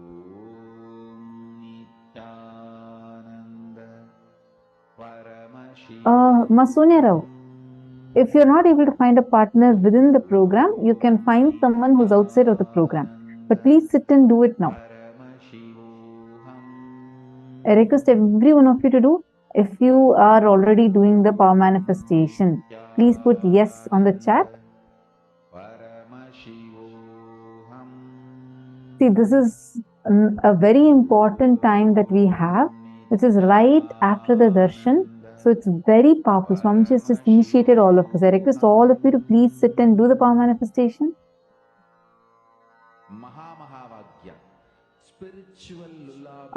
Yes, Sanjay Oriya, you can cover fully. You can just make a small rectangle also. Like just one small rectangle filled with the Aushadha. That is where you will see. This Mahavagya Completed. Adam Sharmaya, that's wonderful. So, were you able to manifest? Suprabhatam, wake up song for Paramashivam. And keep doing more rounds. Wake up in you. Who all were able to manifest? Just remember this one powerful cognition. This Mahavagya. All the serving Epitajaman, serving Epitakartas, I request all of you to do it.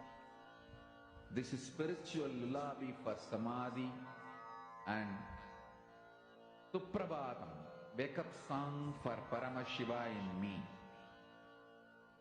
For Paramashiva to manifest. With this one spiritual powerful cognition.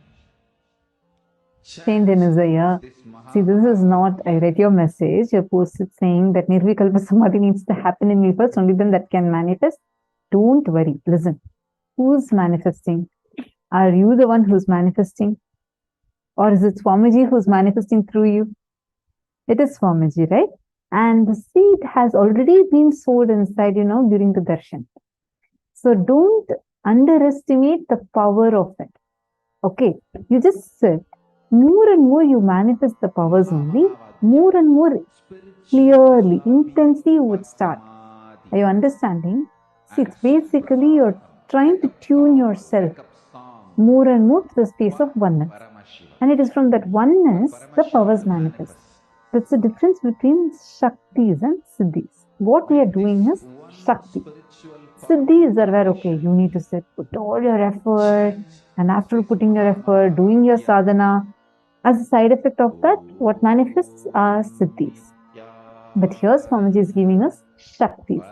Where you're sitting, And you're connecting, you're saying, Swamiji, I'm just right now declaring oneness with you. You manifest through me. Swamiji will start manifesting through you. That is Shaktis. You've been initiated into Shaktis. So you don't need any effort from your side. Understand, all of you please listen. One of the biggest things human beings carry is a pattern that we all carry, a suffering we all carry is deeply feeling I am not qualified enough to receive this, to have this in my life. For so many things, we feel underqualified, like you feel you don't deserve it. Especially with Shaktis and all that, you feel it's just too much. Oh God, I've done so many things in my life, so many bad things I've done. This I had done. I have these many karmas, these many incompletions. Maybe others can do, but not me. Understand, even if you are the worst person, you're not. But even if you think you are, don't worry, that does not matter, because here your qualification is not required. That one pattern stops us from manifesting Paramashiva through us. Swamiji does not choose the qualified. He qualifies the chosen. Sit now. Let Swamiji to flow through you and manifest. Come on, all of you please sit. Please pair up. Do not waste time now. This is a very precious time. All of you just pair up here within the room. And please do a round of power manifestation now. So in a few minutes, we are going to be entering into the next session. But please do not stop your power manifestation. I request you all to please continue the power manifestation even when we enter into the next session. Is this clear? I request everyone to do it. Sanjay Oriya, sit and do the power manifestation. First thing, drop your pain of not manifesting earlier. Understand? Will arrogance says, I want to sit now. If I manifest now, then I manifest. If not, this will not work for me. Will persistence says, I decide to sit till I manifest. Switch to will persistence, you'll definitely be able to manifest.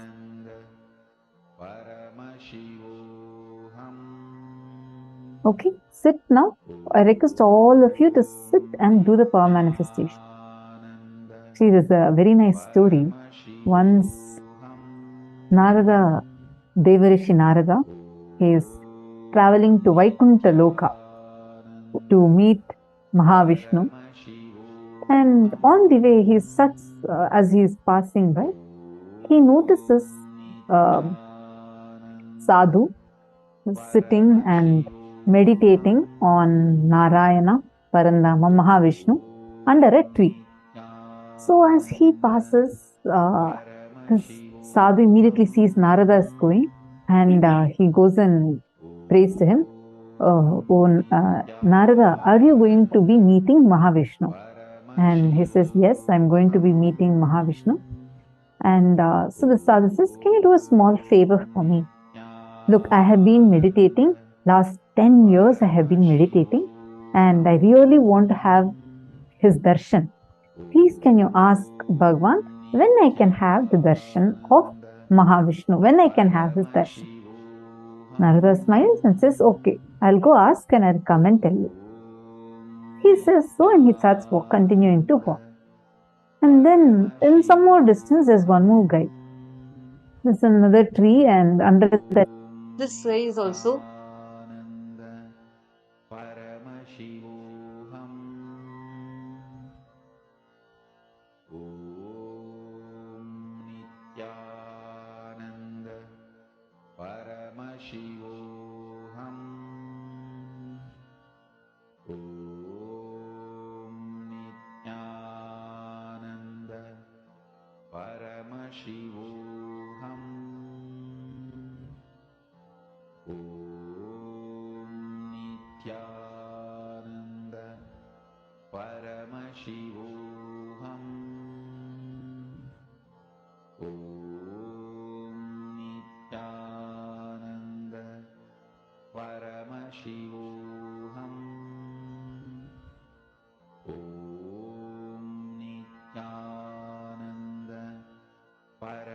Paramashivoham.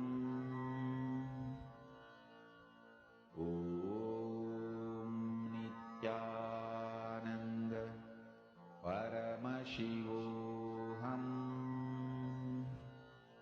Om Nithyananda Paramashivoham. Om Nithyananda Paramashivoham. Om Nithyananda Paramashivoham. Om Nithyananda Paramashivoham. Om Nithyananda Paramashivoham. Nityananda, I'm so sorry. I hope now all of you are able to hear me clearly. I think I got cut off in between. Sorry. So I was saying that so this Narada is walking and he sees the second person. I think that's where I got cut off, right? So he sees another big tree and one more person who's right under the tree. And this guy is just singing and like dancing. And the moment he sees Narada, he runs and falls at Narada's feet. And then he says, "Oh Lord, are you going to meet Mahavishnu?" Narada smiles and says, "Yes." And he says, "Okay, can you do a small favor for me? Look, last 10 years I have been here singing kirtans and praying to my Bhagavan, Mahavishnu. I just request if you could just please ask and let me know, when can I have Bhagavan's darshan? I'm just waiting for having Mahavishnu's darshan. Please, can you help me with that?" Then he says, "Yes," smiles and says, "Yes, I'll definitely ask and let you know." So Narada goes, meets Mahavishnu and comes back. Again, he's on the way, and first he meets the sadhu who's sitting under the tree and meditating for 10 years. Then moment the sadhu sees Narada, he runs to Narada and asks, "Did you meet Mahavishnu?" And Narada says, "Yes, and I have a message for you from Vaikunta." Sadhu is so happy. "Yes, what is the message?" Narada says, "I asked Bhagavan Mahavishnu. He told that you need to wait for 1 more year, and in 1 year you'll definitely have his darshan." This man, he says, "What do you mean? Last 10 years I have been sitting and meditating. What do you mean by coming and telling me I have to wait for 1 more year? I am not going to wait. Today, if he is not giving me darshan, just leave it. I don't even want the darshan. I am just frustrated at this whole thing. I am dropping all this." And he just gets up and goes in. And Narada goes, he meets a second person. That fellow is still jumping and dancing and singing. The moment he sees Narada, he is also delighted. He runs and comes. Then Narada, he says, he asks, "Did Bhagavan tell anything?" And then Narada says, "Yes. He told that you need to wait for as many births as there are the number of leaves that are there in this tree." It's a huge tree with so many leaves. And Narada says, so Bhagavan told that you should be waiting till all these trees, you take the number of birds, as many leaves are on this tree. Narada was expecting this fellow is also going to get frustrated and go. But on the contrary, this fellow started jumping even more and dancing. He dances. Narada is puzzled. That first person at least had to wait only for 1 year. Here, Bhagavan has told him to wait for so many births, not even years. What happened? Why are you jumping and dancing? He says beautifully, I am so happy that at least Bhagavan told that he is going to give me darshan at least in one of the births. So I'm so happy that I have a confirmation of going to receive his darshan. That moment he told that and starts dancing, all the leaves in the tree falls, and immediately Bhagavan Maha Vishnu appears and gives him the darshan. Understand? This is life. The moment you feel that you will wait forever for the divine to manifest, and just drop your frustration, drop all the incompletions that you are holding on to, the will arrogance you're holding on to, you will see all the so-called obstacles that are there in front of you would just melt. Immediately you'll see the breakthrough happening to you. Instead, if you hold on to will arrogance and you say, now I need to get it, if I don't get now, this does not work, we will be like the first sadhu. So the choice is yours. You make the decision. How do you want to be? Do you want to manifest the divine now through you? Then decide immediately that let me manifest him. Let me sit as long as it takes. I am ready for it. I will not move till he manifests. You will see that decision will immediately make him manifest through you. How many of you want to switch to will persistence?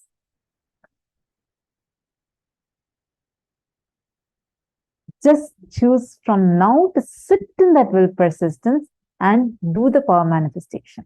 All right, now let's go to the next session where Swamiji is going to explain a very important revelation about how to move from lust to love. Let's listen to the revelation now.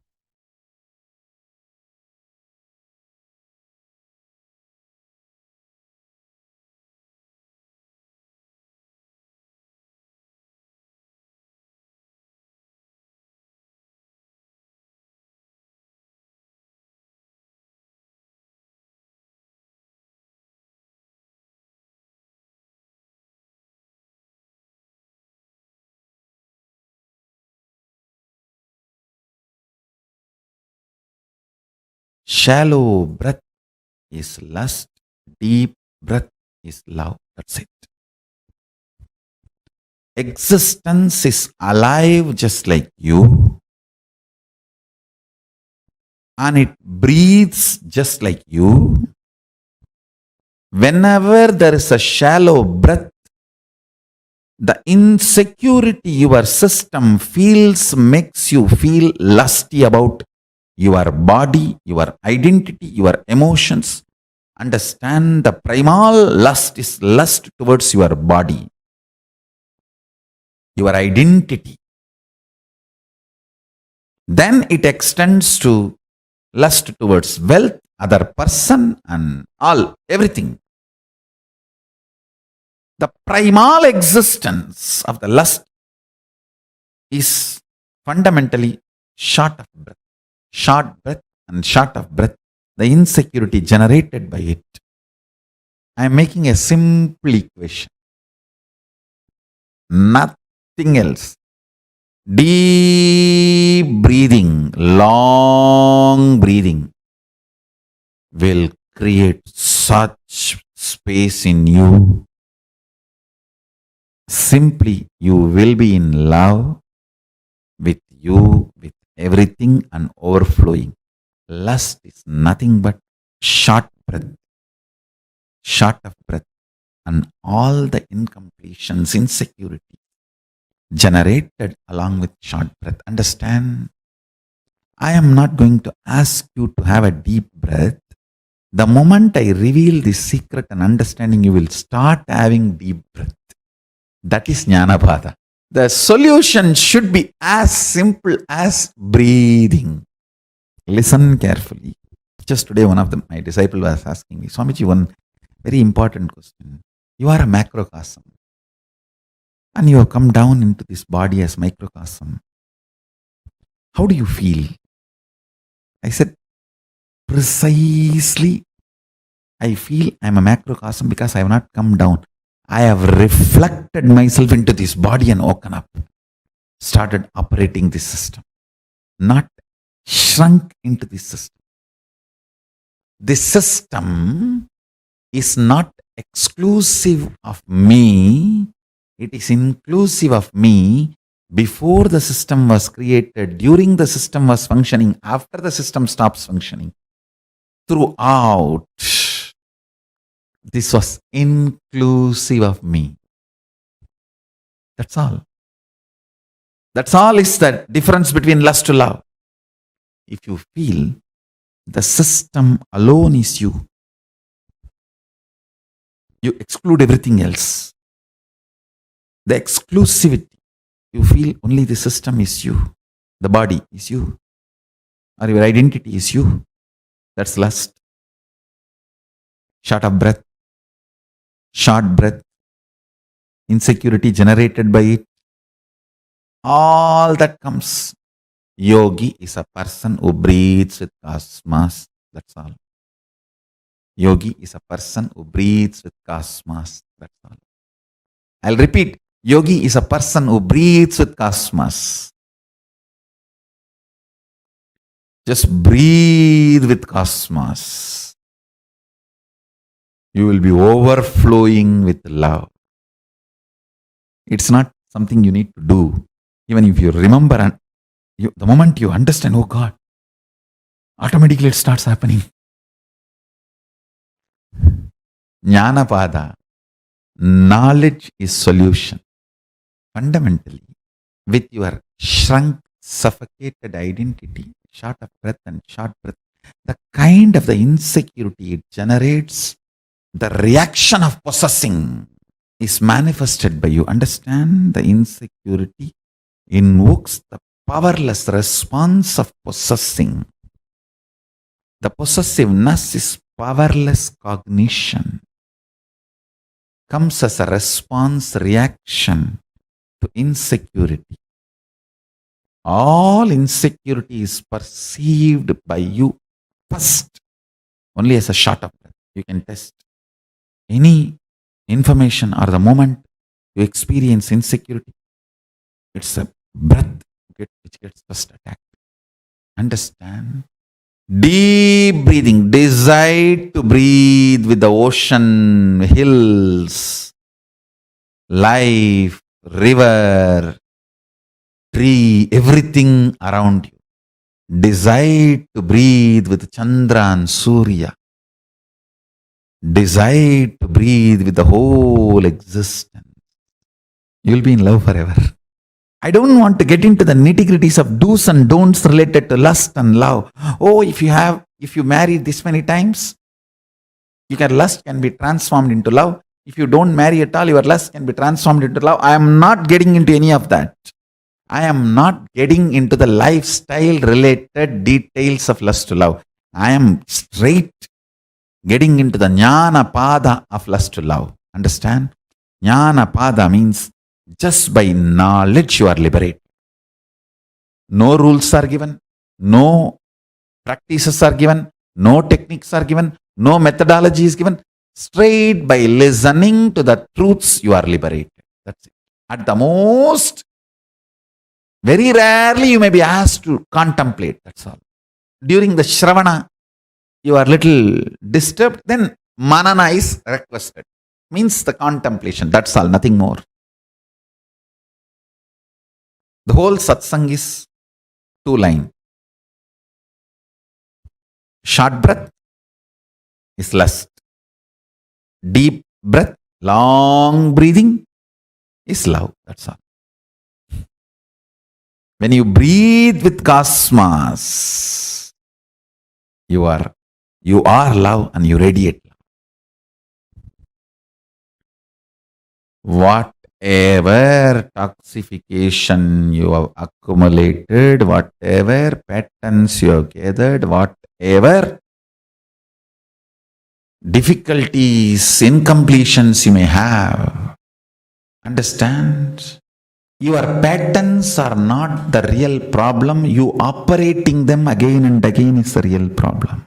With a deep breathing with cosmos, with a long breath, operation of the patterns will be destroyed. operation of the patterns will be destroyed. Understand this truth.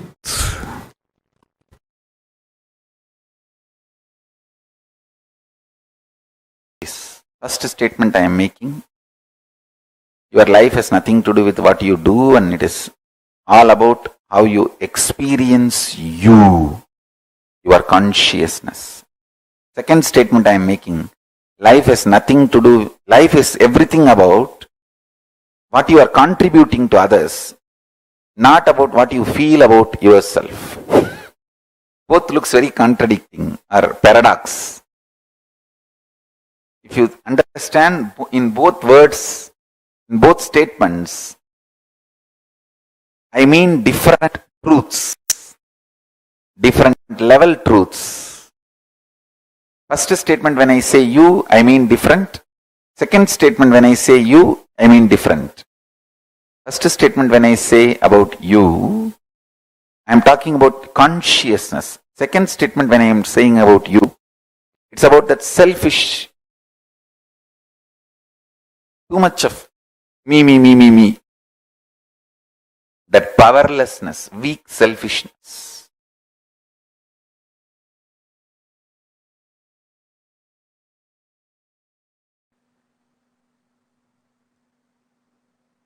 In the level of consciousness, anything you declare, consciously decide, willpower is enough tapas. In the outer world, anything you declare as you, responsibility is tapas. Listen carefully. See, in the outer world, if you declare you are a president or a prime minister of some country, responsibility, taking responsibility for that work is tapas. Everyone who enters into politics imagines themselves, literally declares that they are the president or the prime minister or in the top position of their country's politics. Listen. In the outer world, anything you declare, you need to take responsibility for it. That is the tapas. If you declare yourself as a mayor of a city, you need to take the responsibility and fit into that shoes. That is tapas. If you declare you are chief minister or the governor of a state, you need to take the responsibility for that declaration to make that into reality. That is tapas. In the inner world, if you declare yourself as Shakti, as Paramashiva, or as Ganapati, or as Subramanya, you may declare whoever you want as you in the inner world. If you declare yourself as Paramashiva, or Parandama, Parabrahma, Parameshwari, anything in the inner world, will persistence is the only tapas. See, when you declare you are Paramashiva, naturally all your inside patterns, self-hatred, self-doubt, self-denial will flare up and show so much of obstacles, problems, difficulties externally and internally. But you standing with will persistence, I will see everything as Paramashiva. I will face all these self-doubt, self-hatred, self-denial. Even the doubt whether I am Paramashiva or not, I will face it from the space I am Paramashiva. How Paramashiva will face self-doubt, same way I will face. How he will face? He will just burn it. Tripura Asuras are the self-doubt, self-hatred, self-denial. How he dealt with them? He just burnt them. Same way, I will burn my self-doubt, self-hatred, self-denial just through will persistence. Listen. In the conscious world, anything you declare as yourself, will persistence for it is tapas. In the external world, anything you declare about yourself, taking responsibility for it is tapas. Now listen.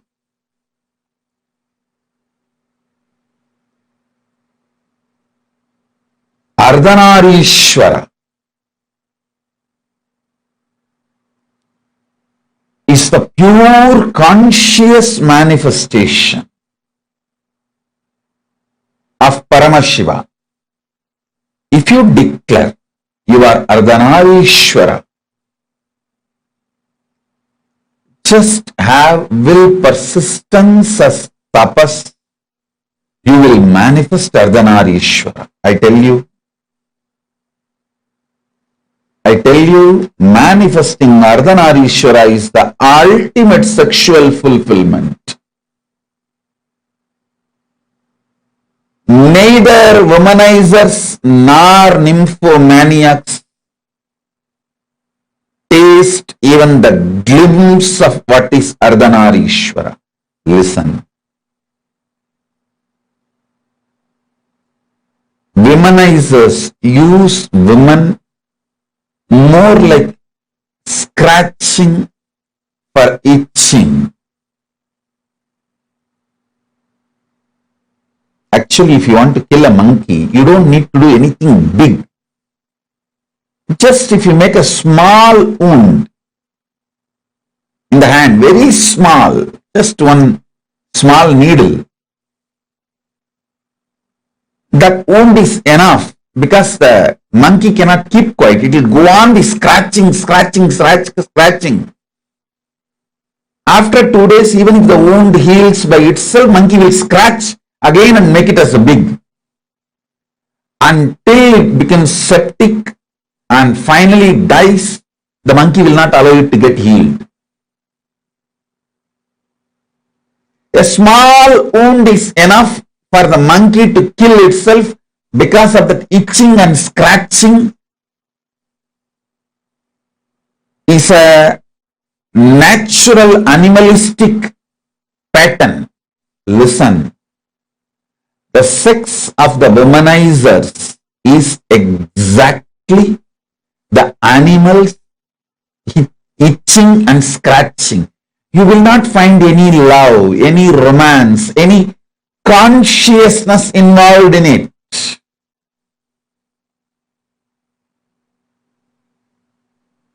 If an act sex can be fulfilling, then prostitutes must have been enlightened long before. Listen, sex does not originate from the physical world or action. It originates from conscious world, being. I tell you, yesterday itself I was telling, even an ordinary act like a smelling or eating starts manifesting from the foundation called love for the existence. I tell you, people who carry love in their consciousness will never become obese. Don't try to come and tell me, oh, I have seen many obese people who are very loving.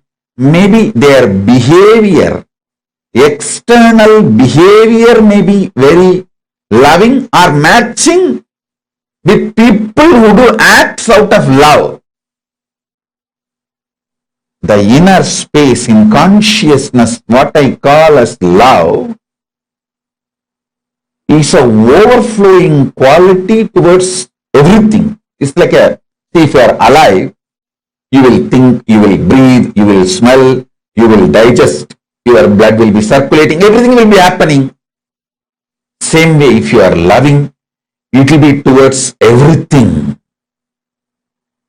It is the quality of consciousness, not the quality of the external habit or attitude or actions. Listen, love is not defined by your external actions. Love is defined by the very existence or the quality of your consciousness. Even if Paramashiva does samhara, means destruction of this universe, I will not call he is angry or he is violent or he is bad. He does even samhara out of his love. I tell you, consciousness expanding itself to celebrate its oneness is love.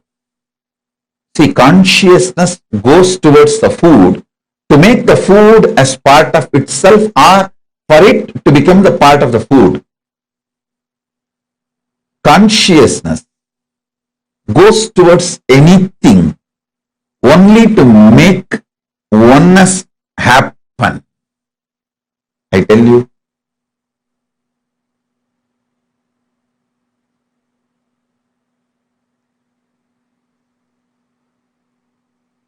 nothing is inauspicious if you understand love. Everything is inauspicious if you don't understand love. Sex is the amazing expression of that love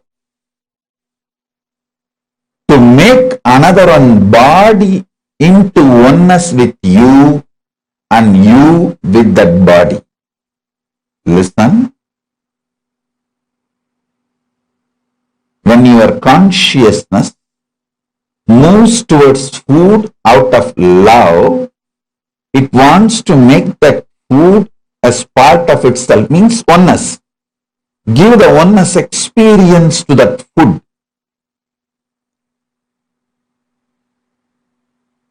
If the same consciousness without love moves towards the food, it wants to grab that food and destroy it and manipulate it and exploit it.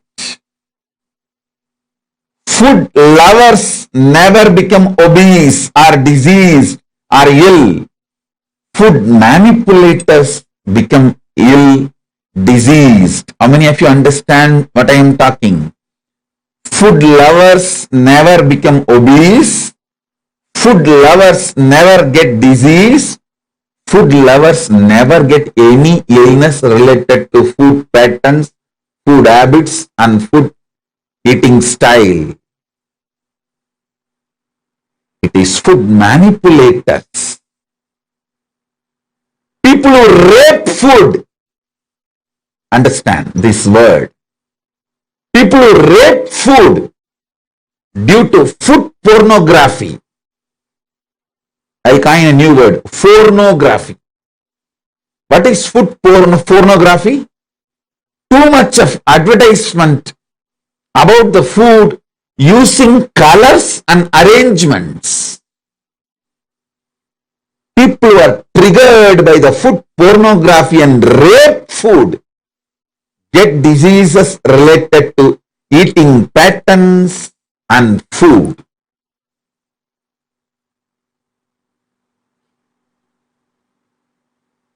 All of you, again and again listen to this powerful cognition and carry in you. Listen.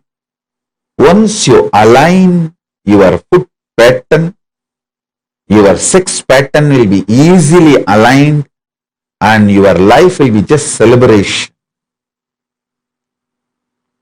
Your life will be just celebration.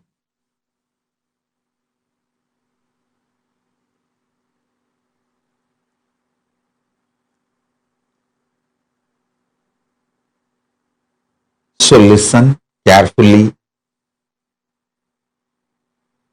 listen intensely,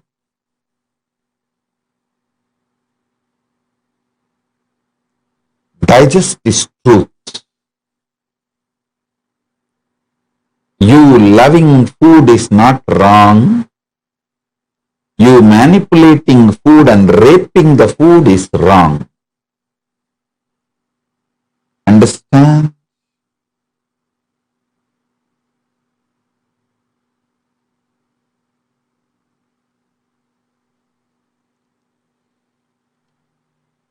If you love food, you know how much of food can become one with you, your digestion ability. What kind of food can become one with you? What kind of food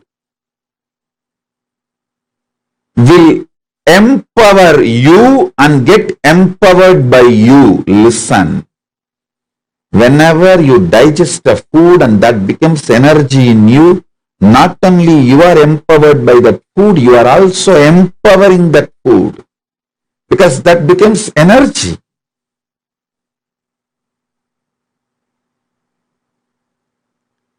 Whenever there is a problem due to food inside you,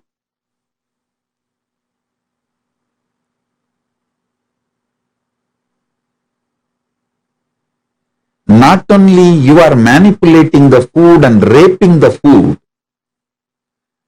also gets incomplete with you because it has not fulfilled the purpose for which it happened. Right eating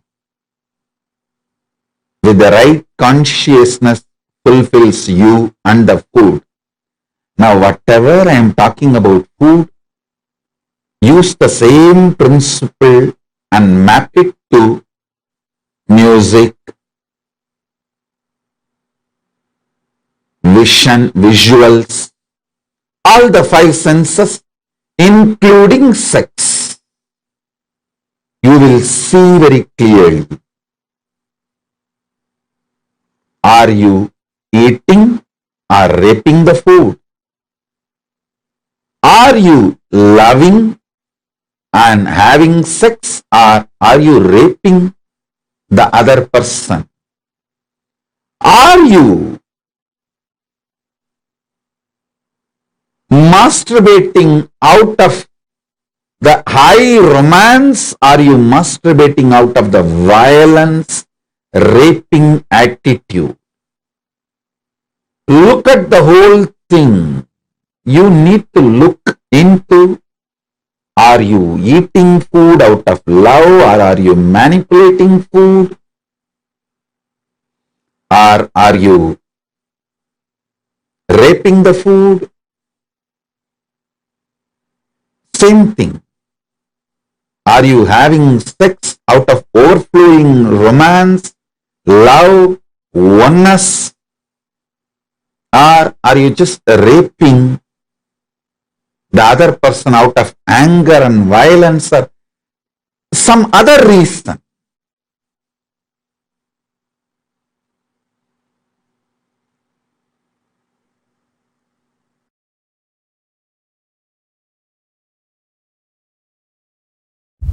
Understand?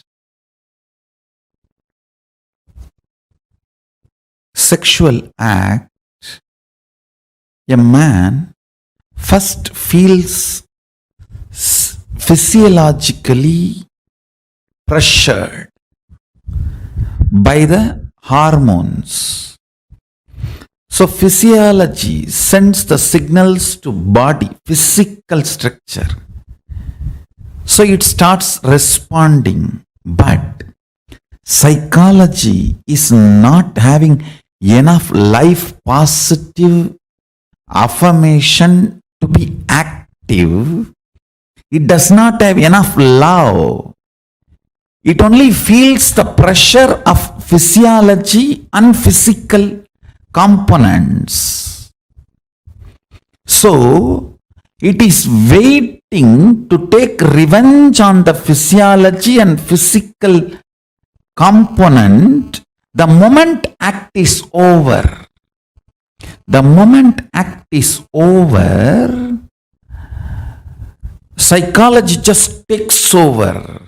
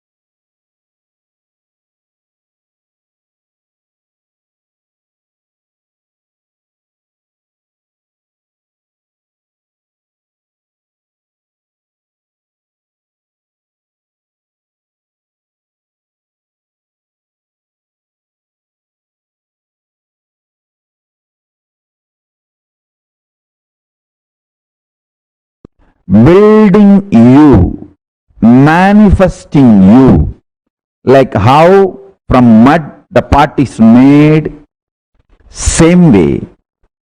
I'll teach you the science of using consciousness and manifest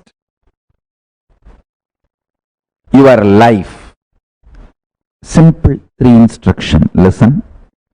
I'll explain the logic, science behind the instructions next. First listen. The root chakra, Mooladhara, the lust centric, lust energy centric chakra. Second, Swatisthana, the spleen chakra, fear centric. Third, Manipuraga, navel chakra, food and oricentric. Now listen intensely.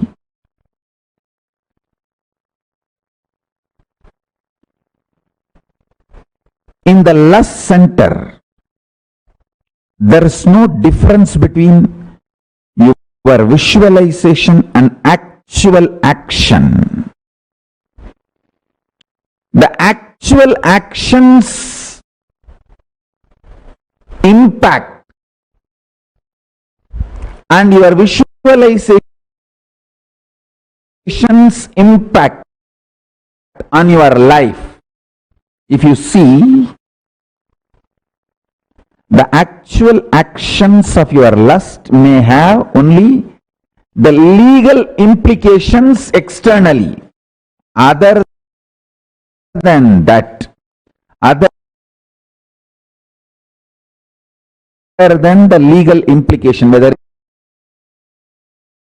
it's a legitimate wife or illegitimate or gay or lesbian, other than the legal, socio-legal component of the sexual act, the act or the mental action, please understand, words. very raw. Your fantasy, your pornography, your masturbation, all this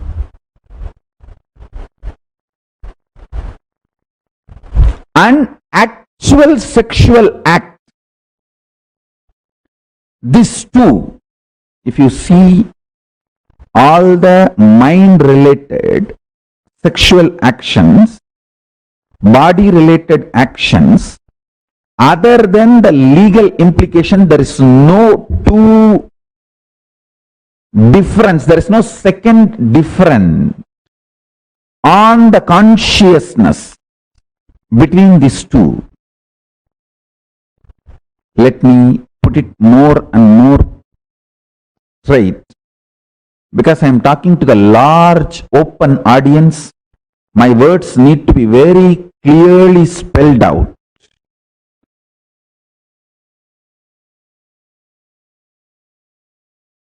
That is why step by step I am spelling it out and using long sentences. Listen.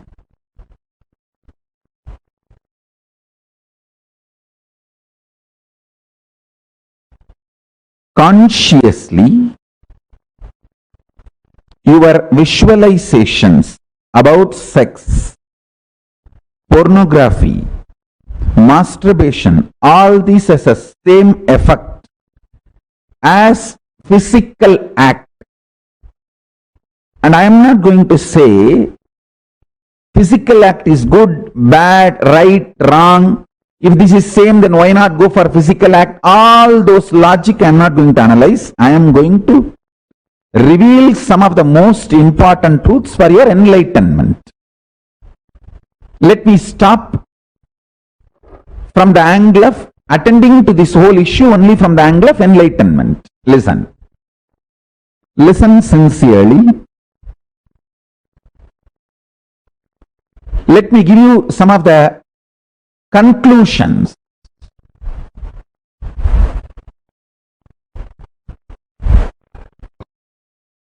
Let me give you some of the conclusions so you will understand the logic.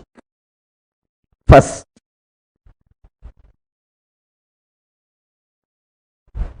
mentally digesting all the fantasies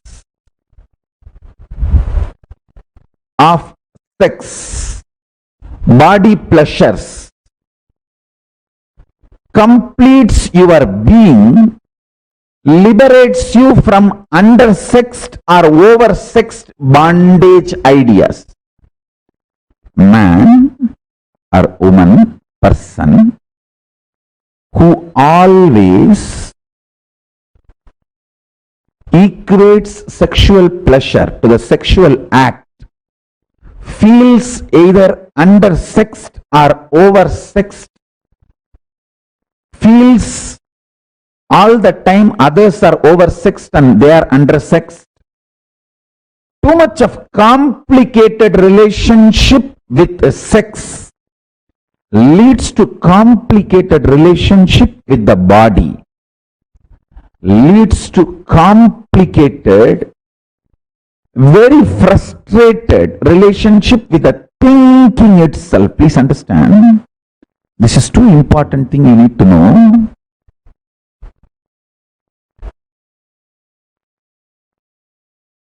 You need to know the conclusion I wanted to give, and powerful cognitions you need to carry, both. The conclusion I wanted to give, listen carefully. Your conscious expression, manifestation of lust, sex, sexual acts, fantasies, pornographic manifestations, your wild perversions, everything If you sit and chew them consciously, not mentally, there is a difference between mentally and consciously. If you chew sexual fantasies mentally,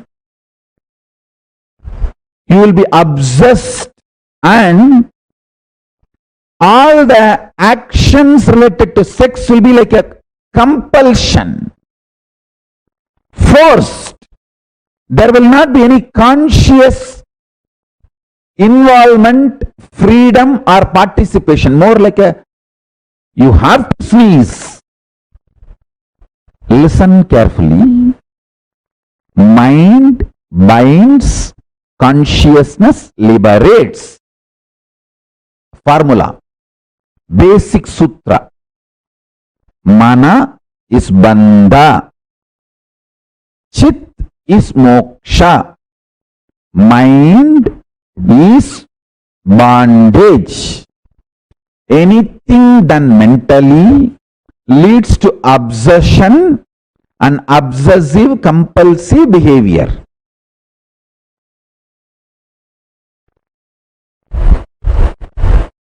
Consciously, when you engage with your fantasies, desires, sex related right, wrong, good, bad, socially accepted, legitimate or perversion, anything. If you can consciously use your visualization and get involved, you will be liberated without need for the physical act from the feeling of undersexed or oversexed, denied or exploited, all the incompletions, frustrations related to sex. All human beings feel whether they are having legitimate marriage relationship or outside marriage relationships, whatever may be, irrespective of age, gender, orientations, choices, everybody feels either undersexed or oversexed, either deprived or exploited. It's like a cycle. The fundamental root cause is sex remains as obsession, compulsion. The act does not have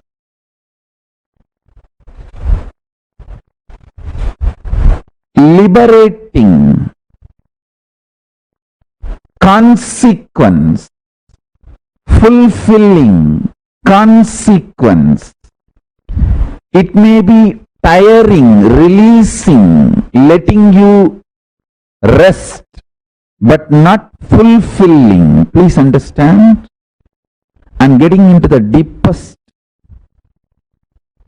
important formula for power manifestation.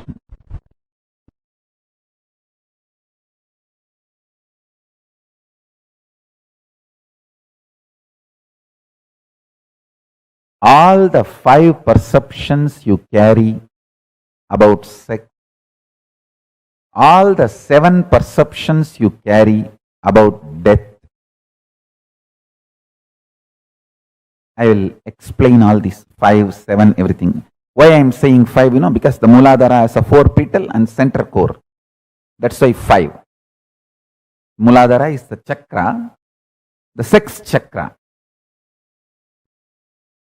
Swadhisthana carries 7. It's actually the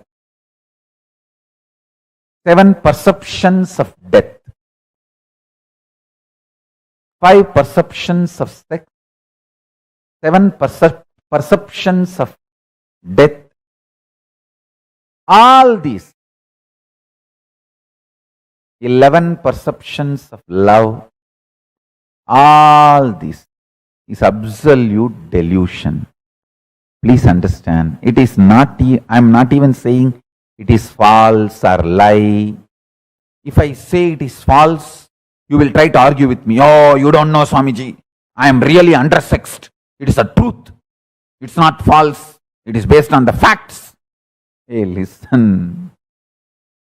Anything I say, true or false, you will start arguing. It is not lie, it is this, it is that, all that I am telling you. This very fundamental foundation perception is delusion, I tell you.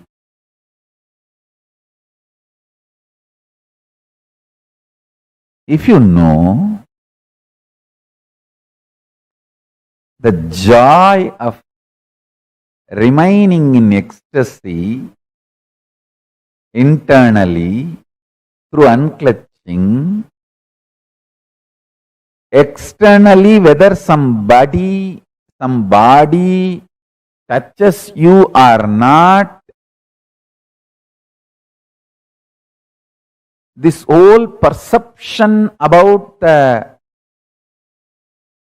sexual activity and the sex gender identity, the whole thing is delusion, I tell you.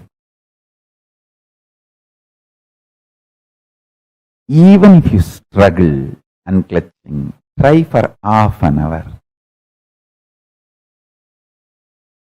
Your internal hormones, chemicals, as I was describing the other day, chemistry of your biology is mind. The chemistry of your biology will be aligned to the alchemistry of Paramashiva through unclutching. Unclutching is the best catalyst agent to make the chemistry of your biology align to the alchemistry of Paramashiva.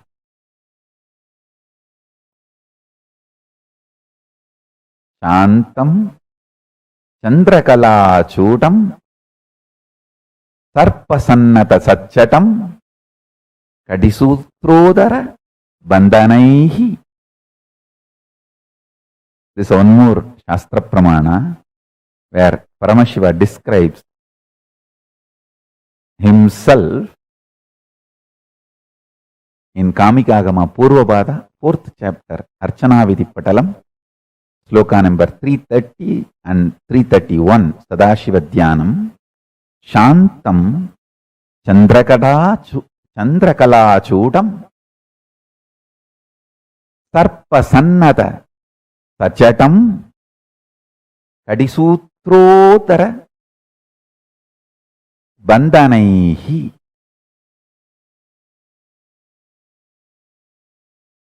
I'll read out the translation.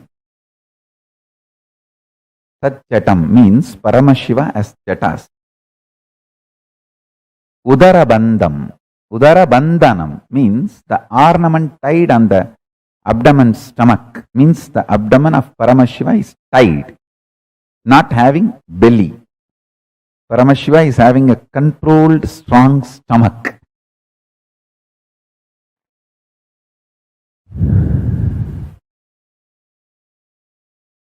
Listen.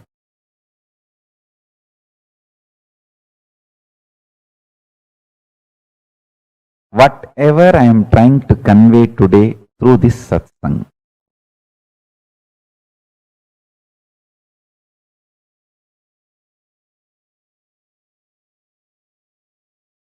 whole unconscious humanity is playing prank on you.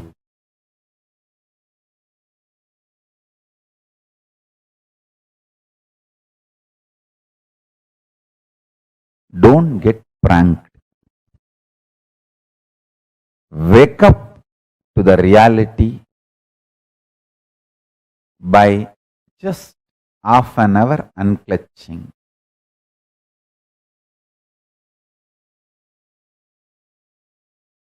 Half an hour. Attempting to unclutch is also okay. I am not even saying you should master unclutching. Attempting to unclutching is also okay.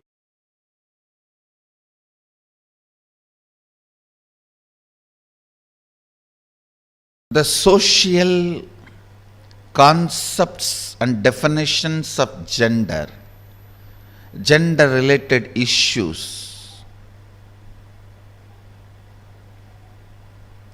if you take it as a joke, great. But if you seriously record them in your muscle memory and biomemory and keep them inside your cognition, it can be dangerous. Please listen. It can be dangerous. When a male body made to believe certain concepts of masculine, certain concepts of being a male by the society, the kind of attention that muscle memory, biomemory goes through, the kind of a suppression it goes through, the kind of expectation it has about the other gender, the kind of incompletion it suffers and craves for the suppressed part,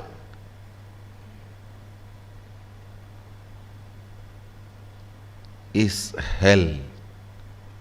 Such punishment for whole life.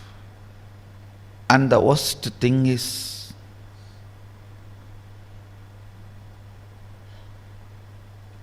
whatever you suppressed in you, declaring yourself as the male and avoiding anything other than so-called male, you will be searching for it in some other muscles which you will never find. Which you will never find. And this seeking goes on, tortures the person who is living with you, who has committed their life to you.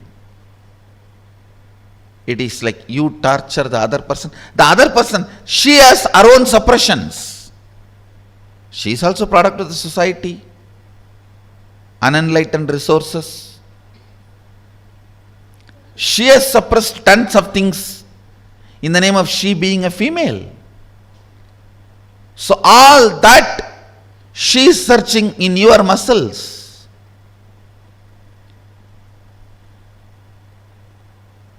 It's like in Indian villages, this early morning hen will come out with chicken and start searching all the dustbins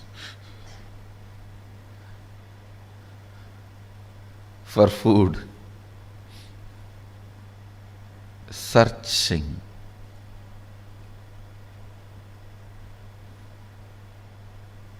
Searching in others for the suppressed component in your muscle, searching in others for the suppressed component in your muscle,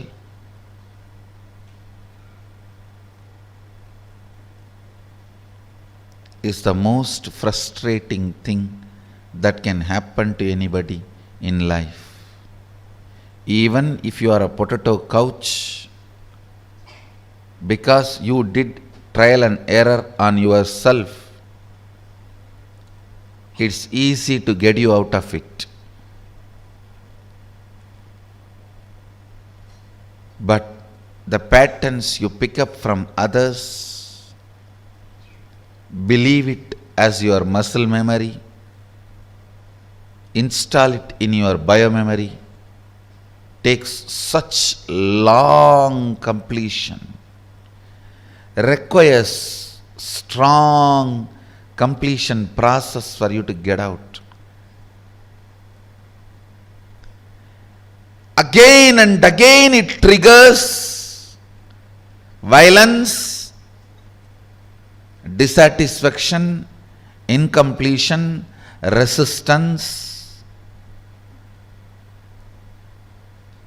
a wrong principles of sex. Understand this word, wrong principles of sex. Earlier in India, men used to wear only the dhoti and maybe one small angavastram. Slowly, the exposed upper body started getting associated with the idea of sex. Then they will have to cover. Then, now even the exposed shoulders gets associated with the idea of sex. I don't know when the exposed eyes and the nose are going to get associated with the idea of sex. And then you have to wear complete covering.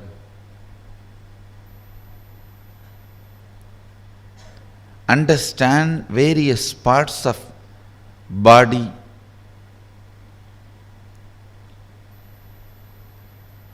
triggering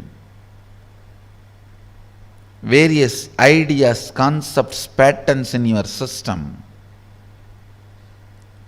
shows how the society is going lower and lower level, and our common agreements are sinking deeper and deeper and stinking.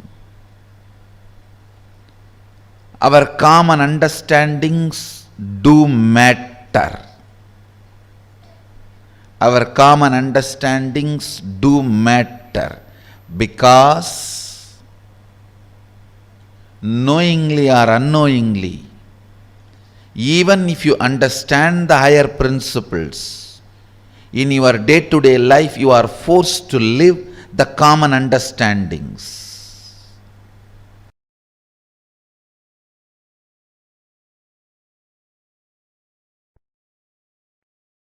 Seek Shanti Tattva because it is reality, it is experiential reality, existential possibility, ultimate space to reside.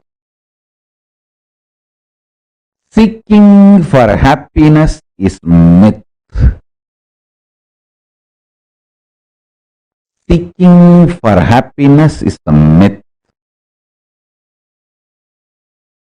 Because the idea of happiness is myth. Stop seeking for it.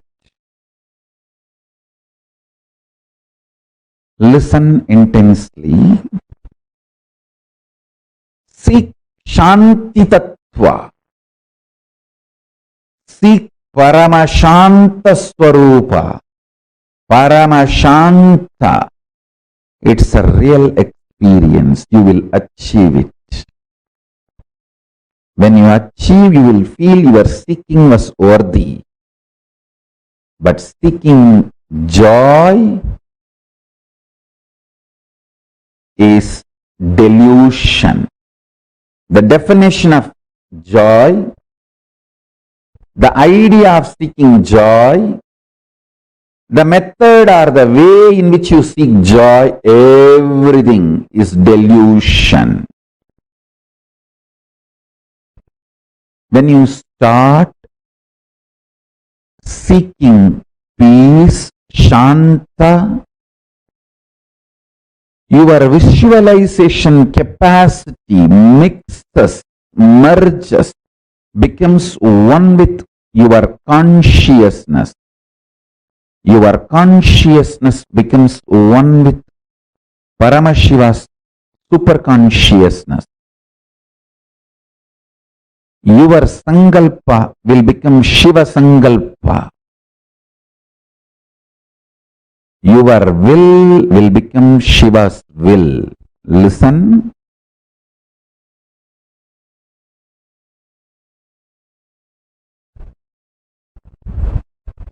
Seeking joy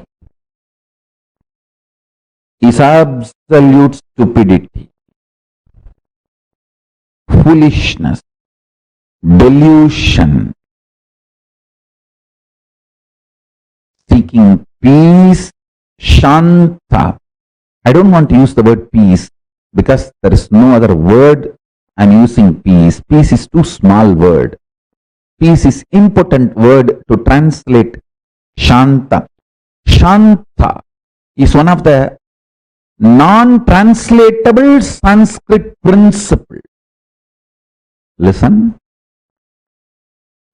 The principle of Shanta, Shanta Tattva, is non-translatable. So understand the definition I am giving.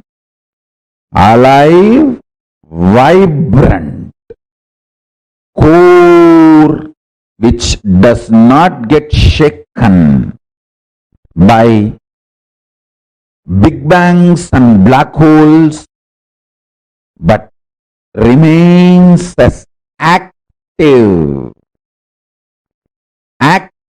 component and independent intelligence of the existence is Shanti Tattva. Peace is too small word because no other English word exists. I am using the word peace for Shanti. Otherwise, I am not okay with you chanting Om peace, Om peace, Om peace after every Upanishad verse instead of Om Shanti, Shanti, Shanti.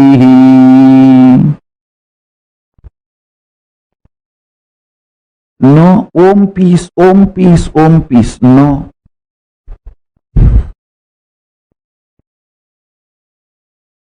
You should know it is non-translatable. But because there is no other way, I am using the word peace. Listen. Listen carefully.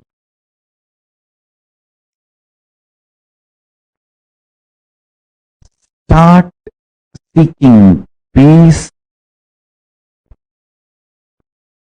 Your mental capacity, visualization capacity, your capacity to get excited, your capacity to get emotional, your capacity to become active, your capacity to become energetic, your capacity to be alive, all this will merge into your consciousness and Paramashiva's space.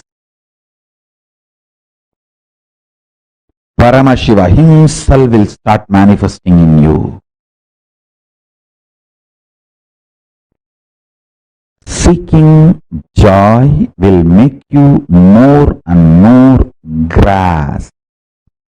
It will bring you down from consciousness to emotional, emotional to mental, mental to physical grasp. Start seeking peace, you will move from grasp, physical to mental, from mental to emotional, from emotional to visualization space, and from there you will move to consciousness and to superconsciousness itself. If you start seeking peace, you will get intensely involved in your sex-related fantasies, visualizations, perversions, and you will master it. You will get involved with your fears, fear patterns, the ideas, thought currents which gives you nervous breakdown, mental breakdown. You will master it.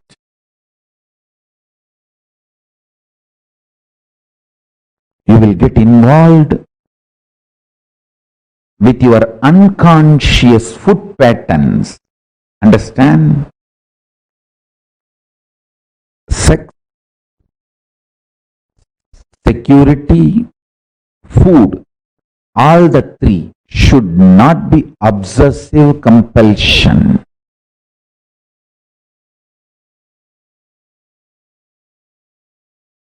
When these three are obsessive compulsion, you are a slave.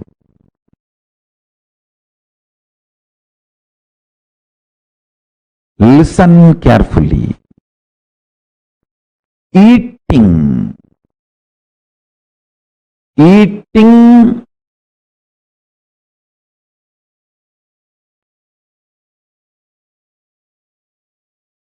for the sake of joy will create more and more bondage. Eating for the sake of joy will create more and more bondage. Listen. If you start eating to find Shanta inside you, you will find the right food. I tell you.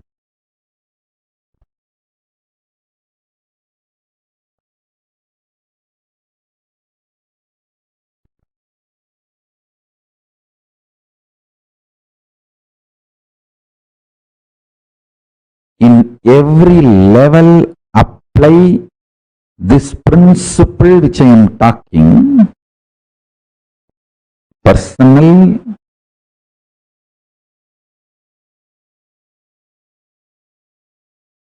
physical, mental, emotional, and interpersonal relationship are social issues with everything. Apply this principle. Listen carefully.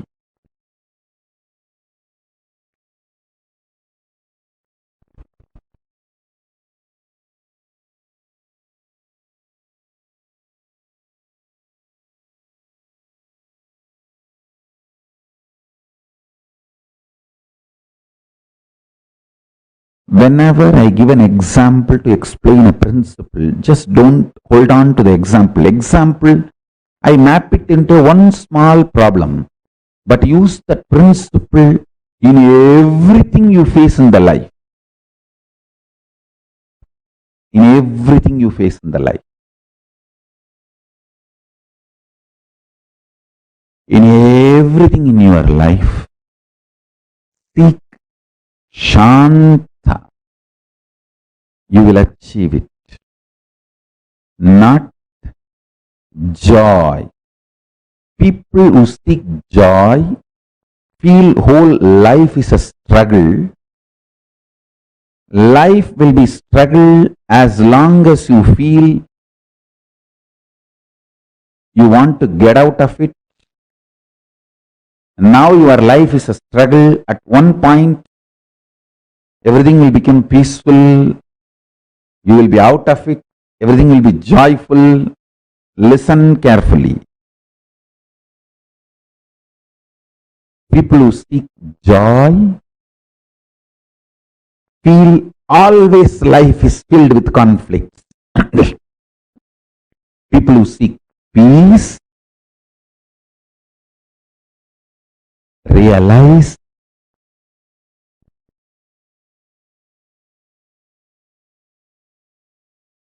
there is no such thing as conflict. There is only one thing, responsibility. Life is all about raising the standards of your responsibility. Raising the standards of your responsibility.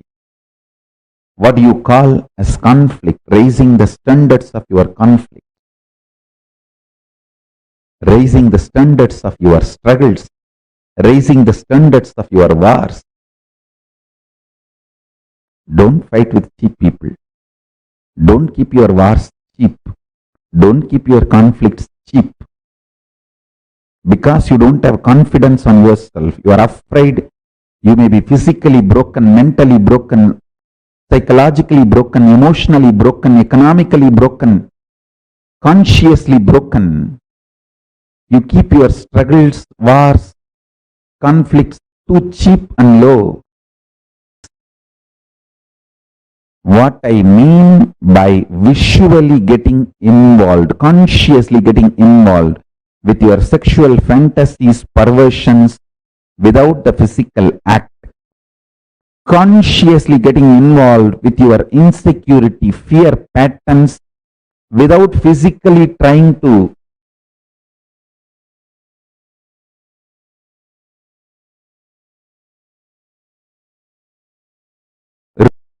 raise your so-called securities, consciously eating continuously without physically dumping food in your stomach. What I mean by this three conscious involvement and what I mean by tasting Paramashanta Swarupa, what I mean by the word when your struggles are cheap, you are cheap. When your struggles are high, you are high. When you are beyond the struggles and full of responsibility and know that life has no struggle, it is all only about responsibility, you become leader. All these statements will become your realization when you start tasting Paramashanta inside you. All the zigzag puzzle will fall in place and it will become, you will just experience that huge click. Cosmic click. Wow. Yes. Understand?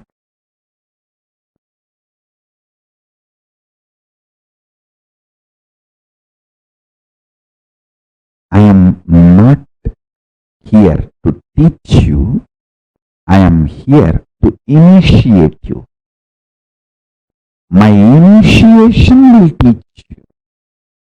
Every day I come to satsang not to teach you, but to initiate you, to give you the Shakti Pada.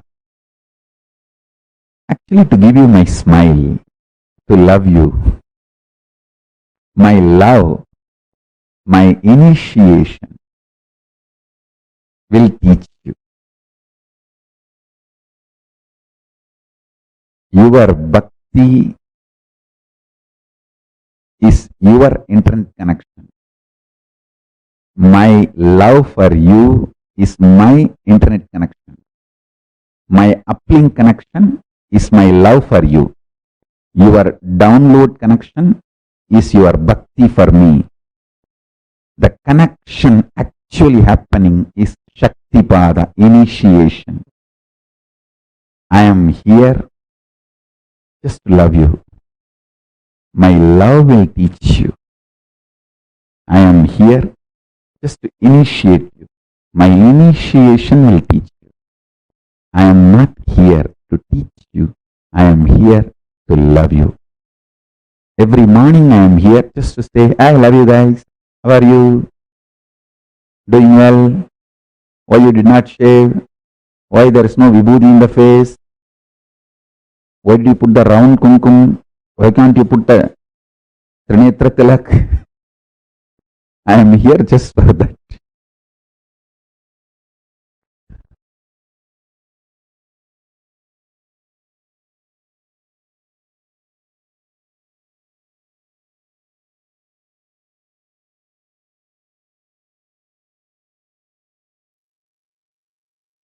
Nithyananda. Now, all of us have experienced today some of the most important, most beautiful revelations from Swamiji.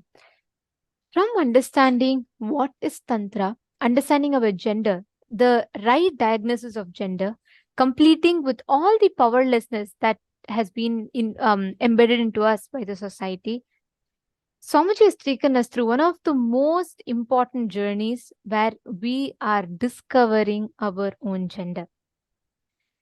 And this brings us all to the conclusion of our day today. We are all ending the day 20 of this Paramashivoham, and tomorrow is the last day of the program. Tomorrow, the whole day ultimately is about learning to radiate Paramashiva. And we have a very exciting condition for tomorrow. So all of us are supposed to be dressed up as Swamiji. Choose any form of Swamiji that you love, with a turban, the chattas, however you like. Choose any picture of Swamiji, and you are going to dress up tomorrow exactly like Swamiji and come for the with Swamiji. And for that, one important thing is dressing up as Swamiji and coming for the program. How many of you are ready for this? Who are saying, yes, I'm going to do it? Choose a picture and make sure you're getting ready as exactly like how Swamiji would be. Choose any picture of Swamiji. Try to match the same color, try to wear similar jewels and everything.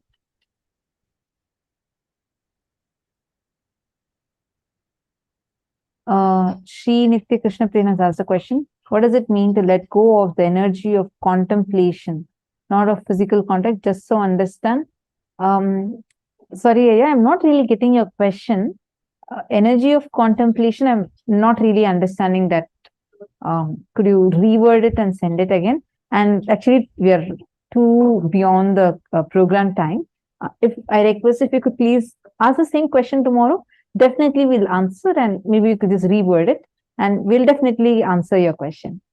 Okay, I'm so sorry. It's time to end and to disrupt the other people also.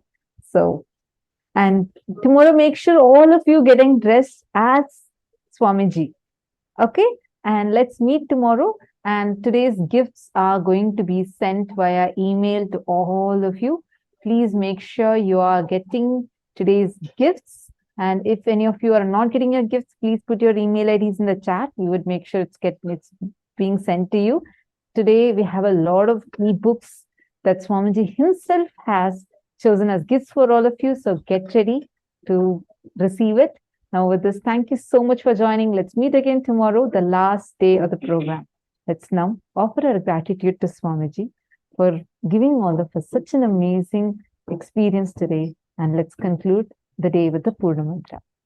Om Purnamada Purnamidam Purnat Purnamudachyate Purnasya Purnamadaya Purnameva Vasishyate. Om Shanti Shanti Shanti Hari Om Tat Sat Sarvam Bhagavat Shri Nithyananda Paramashiva Paduka Arpanamastu. Om Nithyanandam. Thank you all, Nithyanandam. Nithyanandam.